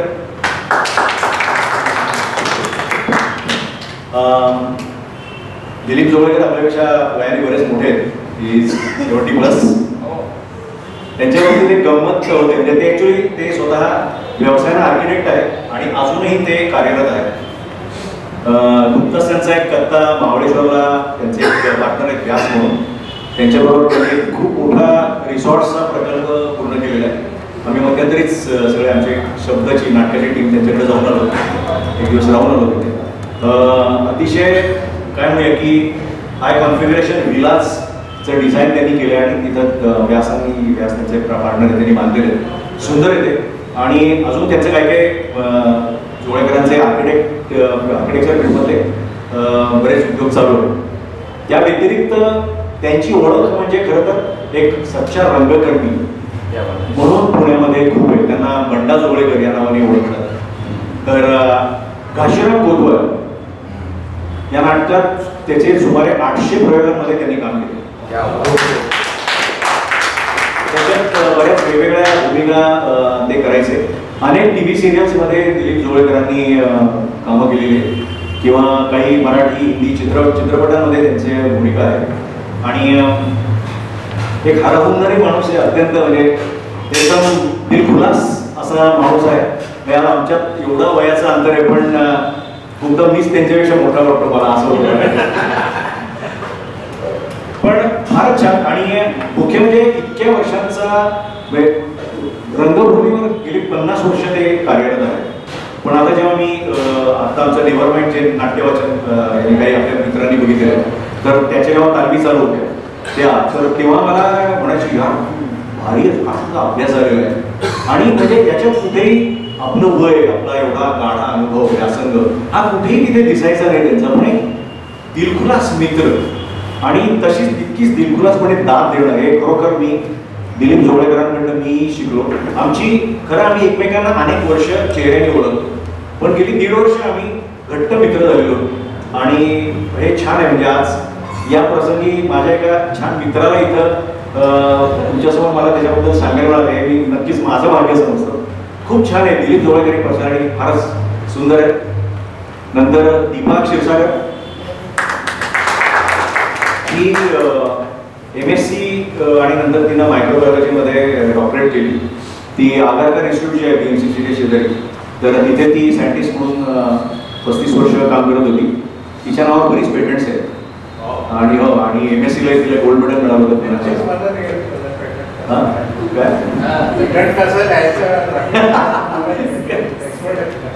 आणि ती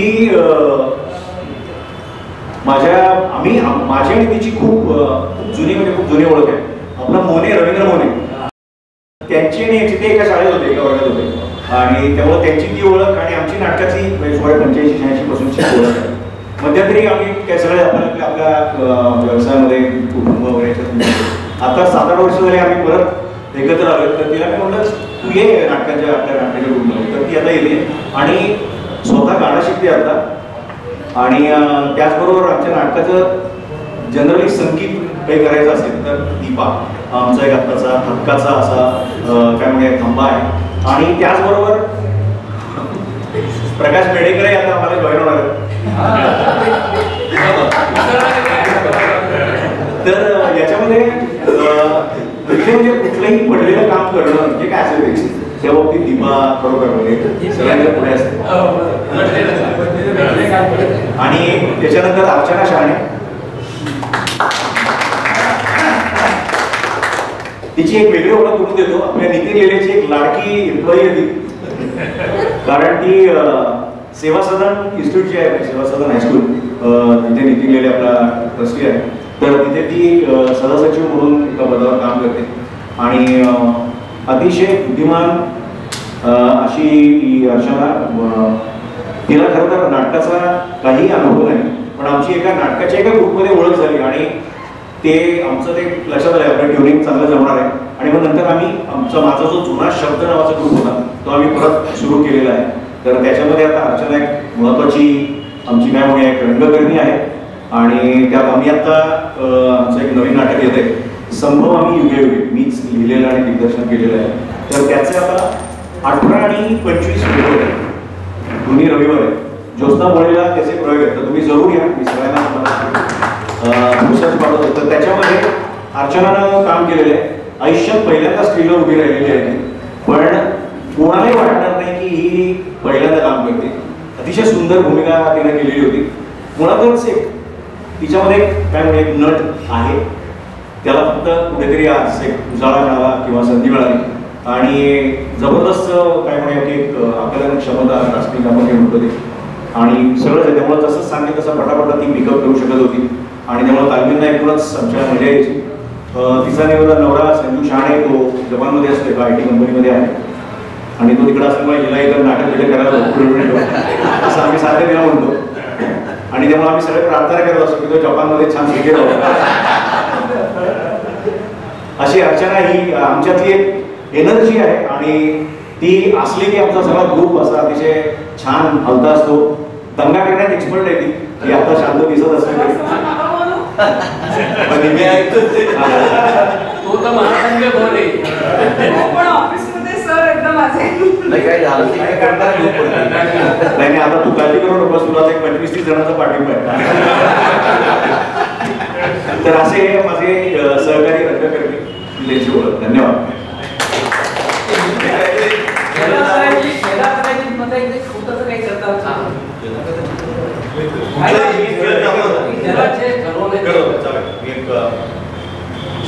त्याचा अर्चना असेल एखाद्या प्रयोगात तिला पण घेऊ. काही नाही. तुम्ही हे सर्वांनी म्हणून केलं तरी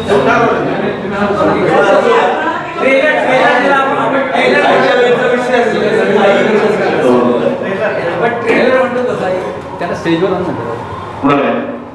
या स्टेजवर आहे.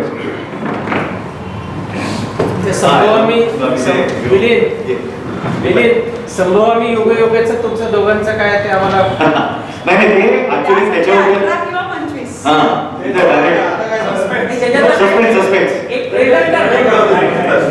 आता काय झालं बरीच गॅप पडली आमची आता उद्या परवापासून परत तालीम सुरू होणार आहे. खूपच गॅप पडली आमची. हे असं आम्ही सोबत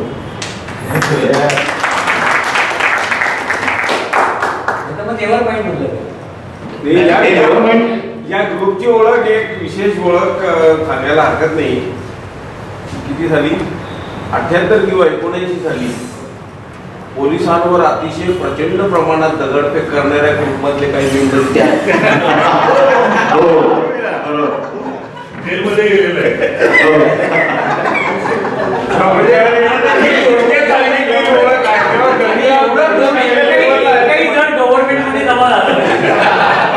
त्याच्याकरता अट्टास केला तुम्ही गेला नाही क्लास 2 ऑफिसर.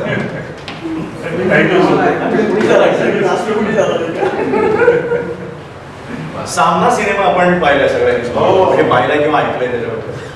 आपण लहान होतो तसं तेव्हा खूप गाजला होतो. आता इंजिनिअरिंग नंतरचं पहिलं वर्ष तर त्याच्यामध्ये आपल्या सगळ्यांना माहिती आहे निळू फुले आणि श्रीराम लागू या दोघांच्या अभिनयाची जुगलबंदी होती. आता त्यातले काही संदर्भ आपले विसरले गेले असतील तर इंदुराव धोंडे पाटील म्हणजे निळू फुले सहकार सम्राट त्यांनी आपल्या सगळ्या चांगल्या वाईट गुणांचा वापर करून स्वतःचं एक मोठं साम्राज्य उभं केलेलं असतं सगळ्यांना माहिती.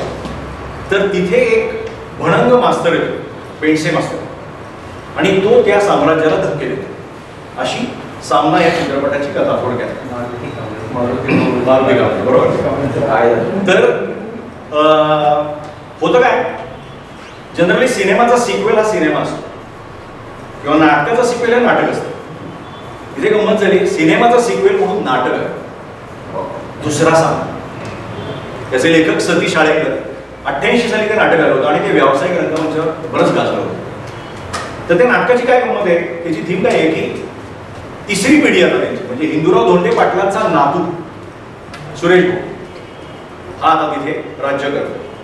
इंदुराव धोंडे पाटील आता निधन झालं त्यांचं. त्याचबरोबर तिथे या सगळं त्यांचं जे संकुल आहे सहकार संकुल शिक्षण वगैरे सगळं शिक्षण संकुल त्याचे चेअरमन आहेत मॅनेजिंग डायरेक्टर आहेत यशवंतराव परांजपे. ते तिथेच राहतात त्यांची बायको आणि त्यांची मुलगी आहे राधा. ती नुकतीच परदेशातनं वैद्यकीय शिक्षण घेऊन इथे आलेली आणि बरंच काहीतरी मोठं करायचं हे दोघं झाले. आणि तिसरं एक पात्र याच्यामध्ये अजित पेंडसे. हा अजित पेंडसे कोण तर जेव्हा श्रीराम लागू म्हणजे पेंडसे मास्तरांनी एक अगदी नवजात अर्भक आणून परांजपेंच्या घरी ते ठेवलेलं असतं आणि स्वतः पेंडसे मास्तर म्हणून नव्हते त्यांना कोणी जागा तिच्या कोणी नव्हता. त्यामुळे ते नवजात अर्भक आणतात आणि त्या राधाच्या आईच्या ताब्यात देतात. ते म्हणतात की याचा सांभाळ तुम्हीच करा आणि असं म्हणून पेंडसे मास्तर निघून जातात कुठेतरी. हा तर ते जे नवजात अर्भक असतं त्याचं नाव ठेवलं जातं अजित. आणि आता आडनाव काय ठेवायचं पेंडसे मास्तरांनी दिलं म्हणून त्याला पेंडसे म्हटलं जातं. असा अजित पेंडसे. ही 3 पात्र सुरेश भाऊ धोंडे पाटील राधा परांजपे आणि अजित पेंडसे यांच्या प्रेमाचा त्रिकोणही आहे तरुण मुलं आहे. आणि याच्यामध्ये दुसऱ्या सामन्यामध्ये ही पात्र महत्वाची ओके. आणि यांच्या सुरेश भाऊ सामदाम दंडभेद वापर करून सगळं हवं तसं करून घेणार. वेळेस अजित पेंडसे हा नंतर पब्लिक स्कूलमध्ये गेला शिकला मोठा झाला IAS ऑफिसर झाला कलेक्टर झालेला आहे. अत्यंत तत्वानं चालणारा माणूस पण सरकारी नोकरीत असल्यामुळे कुठे कुठे माघार घ्यावी लागते तेव्हा माघार घेणार पण सगळं जाणीवपूर्वक करणार. म्हणजे शक्यतो कुठल्याही जे काही वाईट गोष्टी करतायत त्यांना कुठल्याही प्रकारे आधार न देणार असा. अशा या 2 मनोवृत्तींमधली ती थोडक्यात जुगलबंदी दुसरा सामना या नाटकात आहे. याच्यात विक्रम गोखले आणि विनय आपटे या दोघांनी त्या भूमिका केल्या. सुंदर होतं ते नाटक. तर त्याच्यामधला काही भाग मी आता सादर करतो. तर सुरेश भाऊ हा सुद्धा, हे सगळे तिघही शिकलेले आहेत. सुरेश भाऊ सुद्धा शिकलेला आहे, पण त्याचा एक ग्रामीण रांगडा बाज आहे आणि तो त्याला आवडतो आणि आपण काही करू शकतो याच्याबद्दल त्याला जबरदस्त कॉन्फिडन्स आहे, आत्मविश्वास. त्याने काय केलेलं आहे, आपली सगळी कामं बिनबोभाट व्हावी याच्याकरता कलेक्टर अजित पेंडसेची आपल्या गावात बदली करून घेतली. आणि राधा नुकतीच परदेशात शिक्षण घेऊन आलेली आणि ती आता पुढे काहीतरी करणार. इथं ते सगळं नाटक सुरू होतं. त्या दोघांमधला संवाद सुरेश भाऊ आणि अजित पेंडसे हे मी थोडक्यात सादर करतो. तर सुरेश भाऊ अजित पेंडसेला सांगतो, त्यांनी अजितला त्याच्या ऑफिसमध्ये बोलवलेलं असतं. तर सुरेश भाऊ अजितला सांगतो की कसं आहे माहिती का, आजया आमच्या हिंदूराव धोंडे पाटील मेडिकल फाउंडेशननं इथं मेडिकल कॉलेज काढायचं ठरवलं आणि त्याचं सगळं प्रोजेक्ट राहताना बघायचं असं ठरलं. अरे कमाल आहे. अरे माझ्या आजीचेच नाव नाही ते, त्यांचं नातू म्हणून मी काय माझी काही ड्युटी ऐकली नाही ते बघायची का? मी त्याचा ट्रस्टी असलो काय नसलो काय फरक पडतो? हे बघ वाट कशाला घालतो, काम करून घेतो ना मी. मग आता ही तर आमचं खाजगी मेडिकल कॉलेज नाही, ते काढायचं असं ठरलं म्हटल्यानंतर त्याला मदत करायची का तुझ्यासारखे प्रश्न विचारून पुढे घालायची. आमची अण्णा मला म्हणले लक्ष घाल, मी त्यांच्या आज्ञेवर नाही, त्यांची आज्ञा मी डावूच शकत नाही काय बरं का. आणि कसं आहे माहिती का, अरे जबाबदारी घेऊनच मी काम करतोय. आता उदाहरणार्थ तुझ्या ऑफिस मधला मॅजिस्ट्रेट इंगळे, त्याची जबाबदारी आपण घेतो. ते इंगळे तुला भेटतील, नुकतेच बदलून आले तिथं, मागं 6 महिने सस्पेंड होते. त्यांच्या कॉन्फिडेन्शियल रिपोर्टचं काम करायचं म्हणजे सिनियरिटीचा प्रश्न निकालात निघाला. अरे मला माहिती आहे का नियमात बसणार नाही, म्हणून तर तुला सांगितलं ना.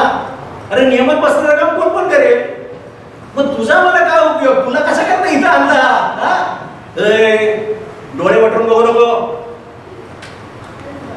समजून घ्या कलेक्टर साहेब. अहो मॅजिस्ट्रेट म्हणजे कामाचा माणूस, कवा पण कामाला येईल.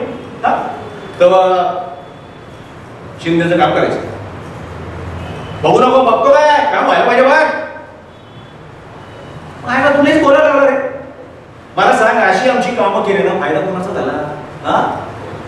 मागं रिझर्वेशनची एक जमीन सोडून दिलीस, मोठी सोसायटी उभी राहिली, तिथं फ्लॅट कोणाचा झाला, तुझा का माझा? अरे उद्घाटनाच्या दिवशी आमचे पिताश्री म्हणले या गावात शिकलेला, इथून मोठा झालेला, गरीबा घरचा आणा पोरगा जिल्ह्याचा कलेक्टर झाला.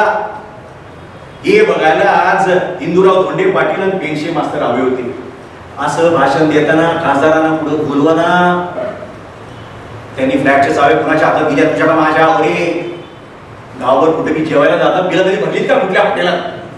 सगळं परस्पर व्यवस्थित चालले तरी तिच्या मायला तुमच्या टेरेवरच उपकार करा साहेब. कलेक्टरचं रुबाब आम्हाला नका दाखवू. त्या इंग्रजीच्या कामाचं बघा, केस सनीट पद्धतशीर अभ्यास करा, नियमांत वाट काढा, त्यांच्या बाजूला काम झालं पाहिजे. समजलं का? जिल्हाधिकारी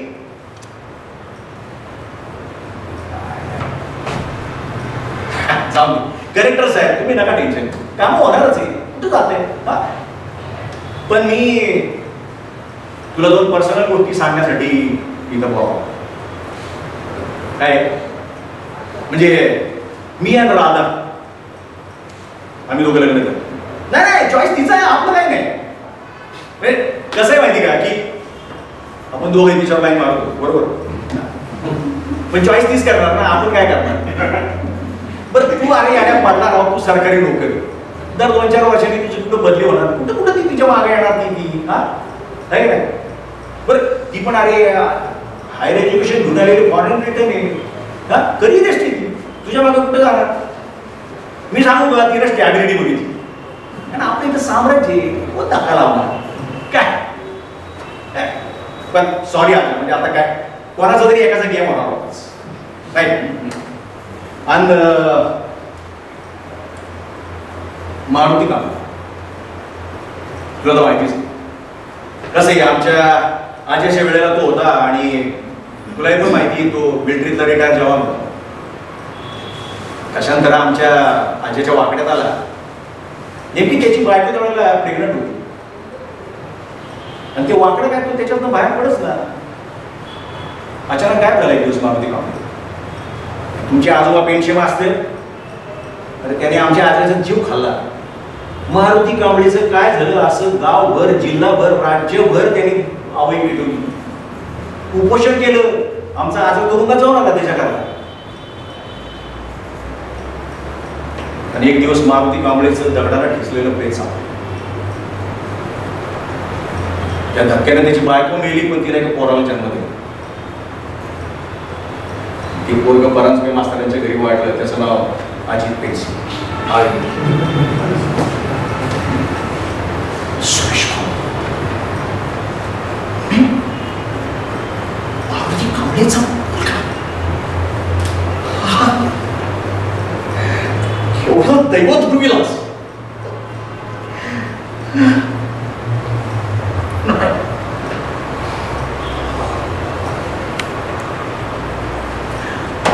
अभिनंदन सुरेश, राधाबरोबर लग्न ठरल्याबद्दल. पण हा निरोप मला राधाच्या डोळ्यात जर दिसला असता ना, तर माझ्या नव्यानं सुरू झालेल्या कांबळेपणाच्या वेदनेला तात्पुरता का होईना बधीरपणा आला असता. सुरेश भाऊ, तुम्ही कमाल केली. तुम्ही मला आज पाळण्यात घातलं. कदाचित त्यावेळेला गडबडीत माझं बारसं झालं नसेल, म्हणून तुम्ही आज हा एक मोठा योग घडवून आणला नाही. एक बरं झालं जन्मताच माझे आई वडील नव्हे, त्यामुळे त्यांची कोणतीही प्रतिमा नाही माझ्या डोळ्यांसमोर. समजा मी माझ्या आईवडिलांचे वाढदिवस साजरे करायचे ठरवलं, जयंती, तर त्यांचे फोटोच नाहीत माझ्याकडे. तुमचं कसं नाही हो. तुमचे आजोबा हिंदूराव धोंडे पाटील गेले तेव्हा त्यांची संगमरवरी समाधीवर पुतळा. तुमचे पिताश्री गेले तेव्हा समाधीच्या कंसाचा वर्ग, शेजारी शेजारी समाधी, संगमरवरी पुतळे, गुळगुळीत दगड आणि अशाच दगडाने ठेचलेला असा पहा मारुती कांबळे. दगडात किती फरक असतो नाही सुरेश भाऊ. उपोषण करणारी माणसं मोसंबीच्या रसासाठी आपापलेली असतात, पण आमच्या पेंडसे मास्तरांनी मात्र माझं मेल्या आई समोरचं जिवंत असलेलं चिरकुट उचलून परांजपेच्या घरामध्ये देऊन मगच आपला उपवास सोडला होता.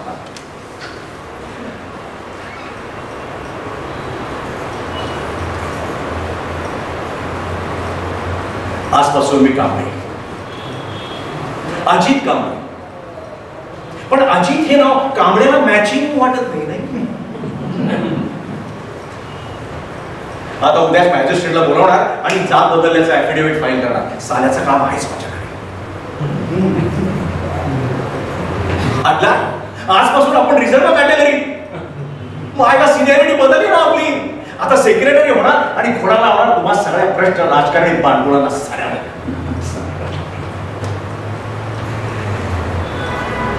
पण तरी आतून भीती वाटतच, आणि भीती वाटली की फक्त आईची साथ. 8वी पर्यंत परांजपेचे संस्कार, नंतर पब्लिक स्कूलचं हॉस्टेल. त्यामुळे डोळ्यांसमोर आईची प्रतिमा तयार झाली ती राधेच्या जायची. माझी खरी आई गेली म्हणून, पण जवळ फोटो मात्र राधेच्या आईचा. तिचा जो वाढदिवस तोच माझ्या खऱ्या आईचा वाढदिवस, तिचं जे श्राद्ध तेच माझ्या खऱ्या आईचं श्राद्ध. पण आजपासून, पण आता मात्र तिची आई वेगळी आणि माझी आई वेगळी. दोघींचा फोटो मात्र एकच. कशी ठासली यांना सटवायला मस्त. हे बरं असतं, पण आईची कधीही भीती वाटत नाही. तिनं केसांमधून फिरवलेला मायेचा हात आठवतो, तिची कॅन्सरची तडफड आठवते, लुगड्याचा वास आठवतो, तिचं गाणं आठवतं, पेटीचे सूर आठवतात. आता पुन्हा तेच सूर नव्यानं आठवून भीतीनं गोठलेल्या रक्तामध्ये अन्नच सोडून द्यायचे, म्हणजे ते तापत नाही, ते मोठत नाही, ते तापतं. कांशीळ गरम होतात आणि लढाईची तयारी करायला सुरुवात. सुरेश भाऊ, तुम्ही आणि पेंडसे मास्तरांचा मानलेला अभागी नातू अजित पेंडसे कम कांबळे यांच्यात सुरू झालाय दुसरा सामना. तयार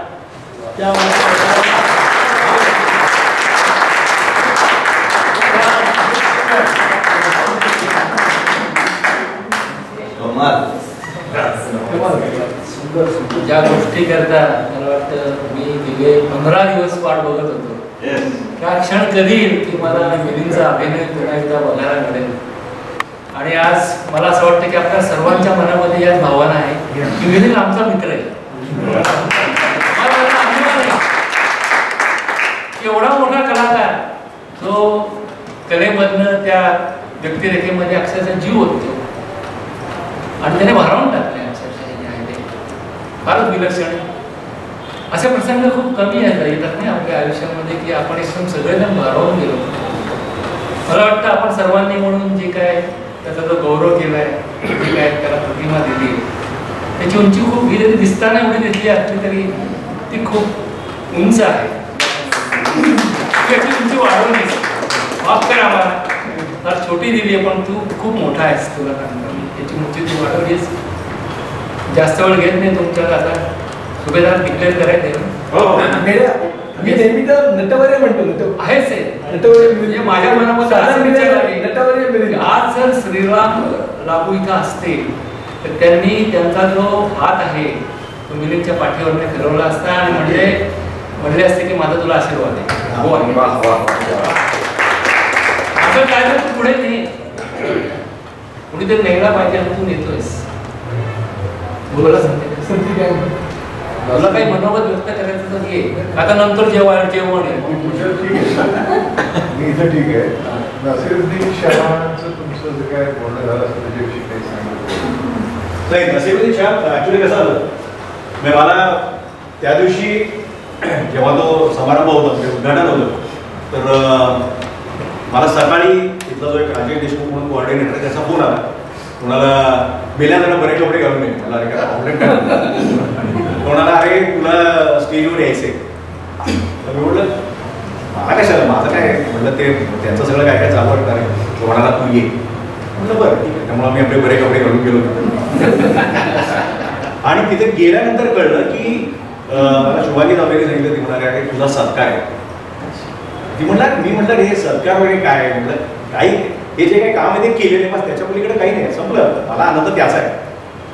मग त्यांनी तिथं जाहीर केलं. मग नसीरुद्दीन शाह जेव्हा आले समोर तिथं तेव्हा त्यांनी एवढं सांगितलं की आपने बहुत बडा चॅलेंजिंग काम असं ते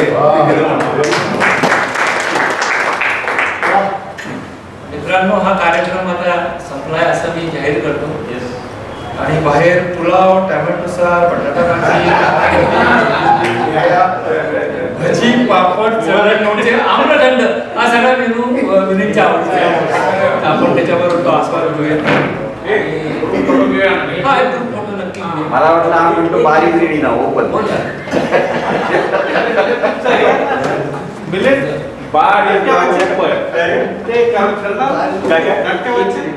नाट्याचं नाही रे. आम्ही पोलीस ह्याच्यात नाही तयारच नाही म्हणजे काहीच नाही आता. तशी कल्पना नव्हती. नाही नाही म्हणजे काहीतरी गोंधळ झाला कधीच नव्हतं.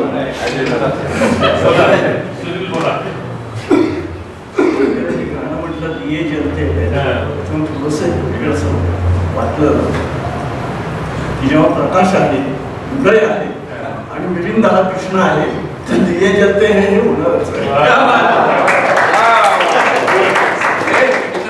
तुझा व्हिडिओ केला दरीवर पोचलाय.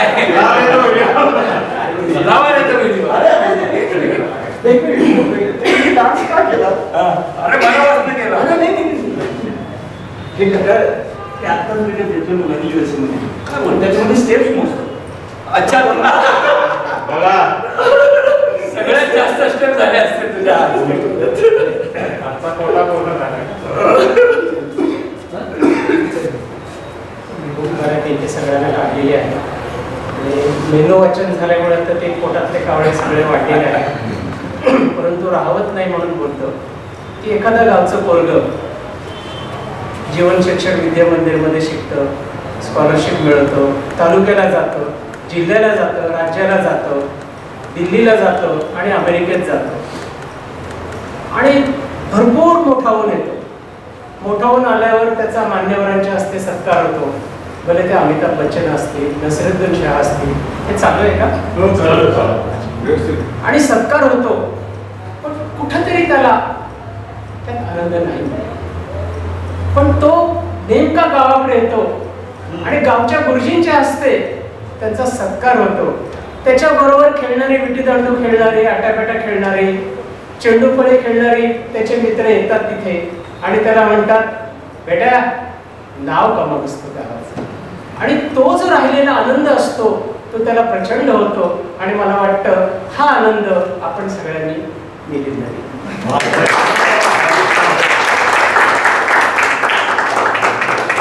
माझं नाव संदेश शेठ, 82 मेकॅनिकल.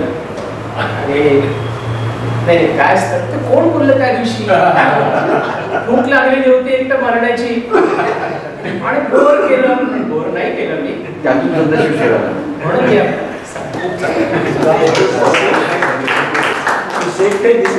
त्यांनी दिलेला संदेश मात्र लक्षात एक फोटो काढून घेऊया. हो नक्की नक्की. बरं अजून कोणाला काही व्यक्त करायचं असेल तर ते जेवता कृपया यावं. पुन्हा मनामध्ये असं राहायला नको, कारण हा कार्यक्रम सर्वांसाठी आहे.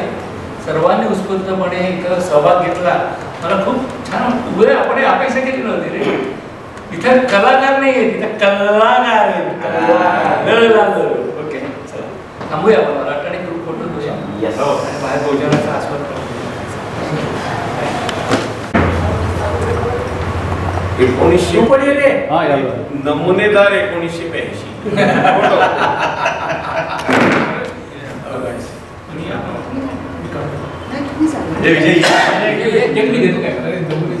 हो डॉक्टर या ना. कुठे बघायचं? कुठे बघायचं ते काय सांग.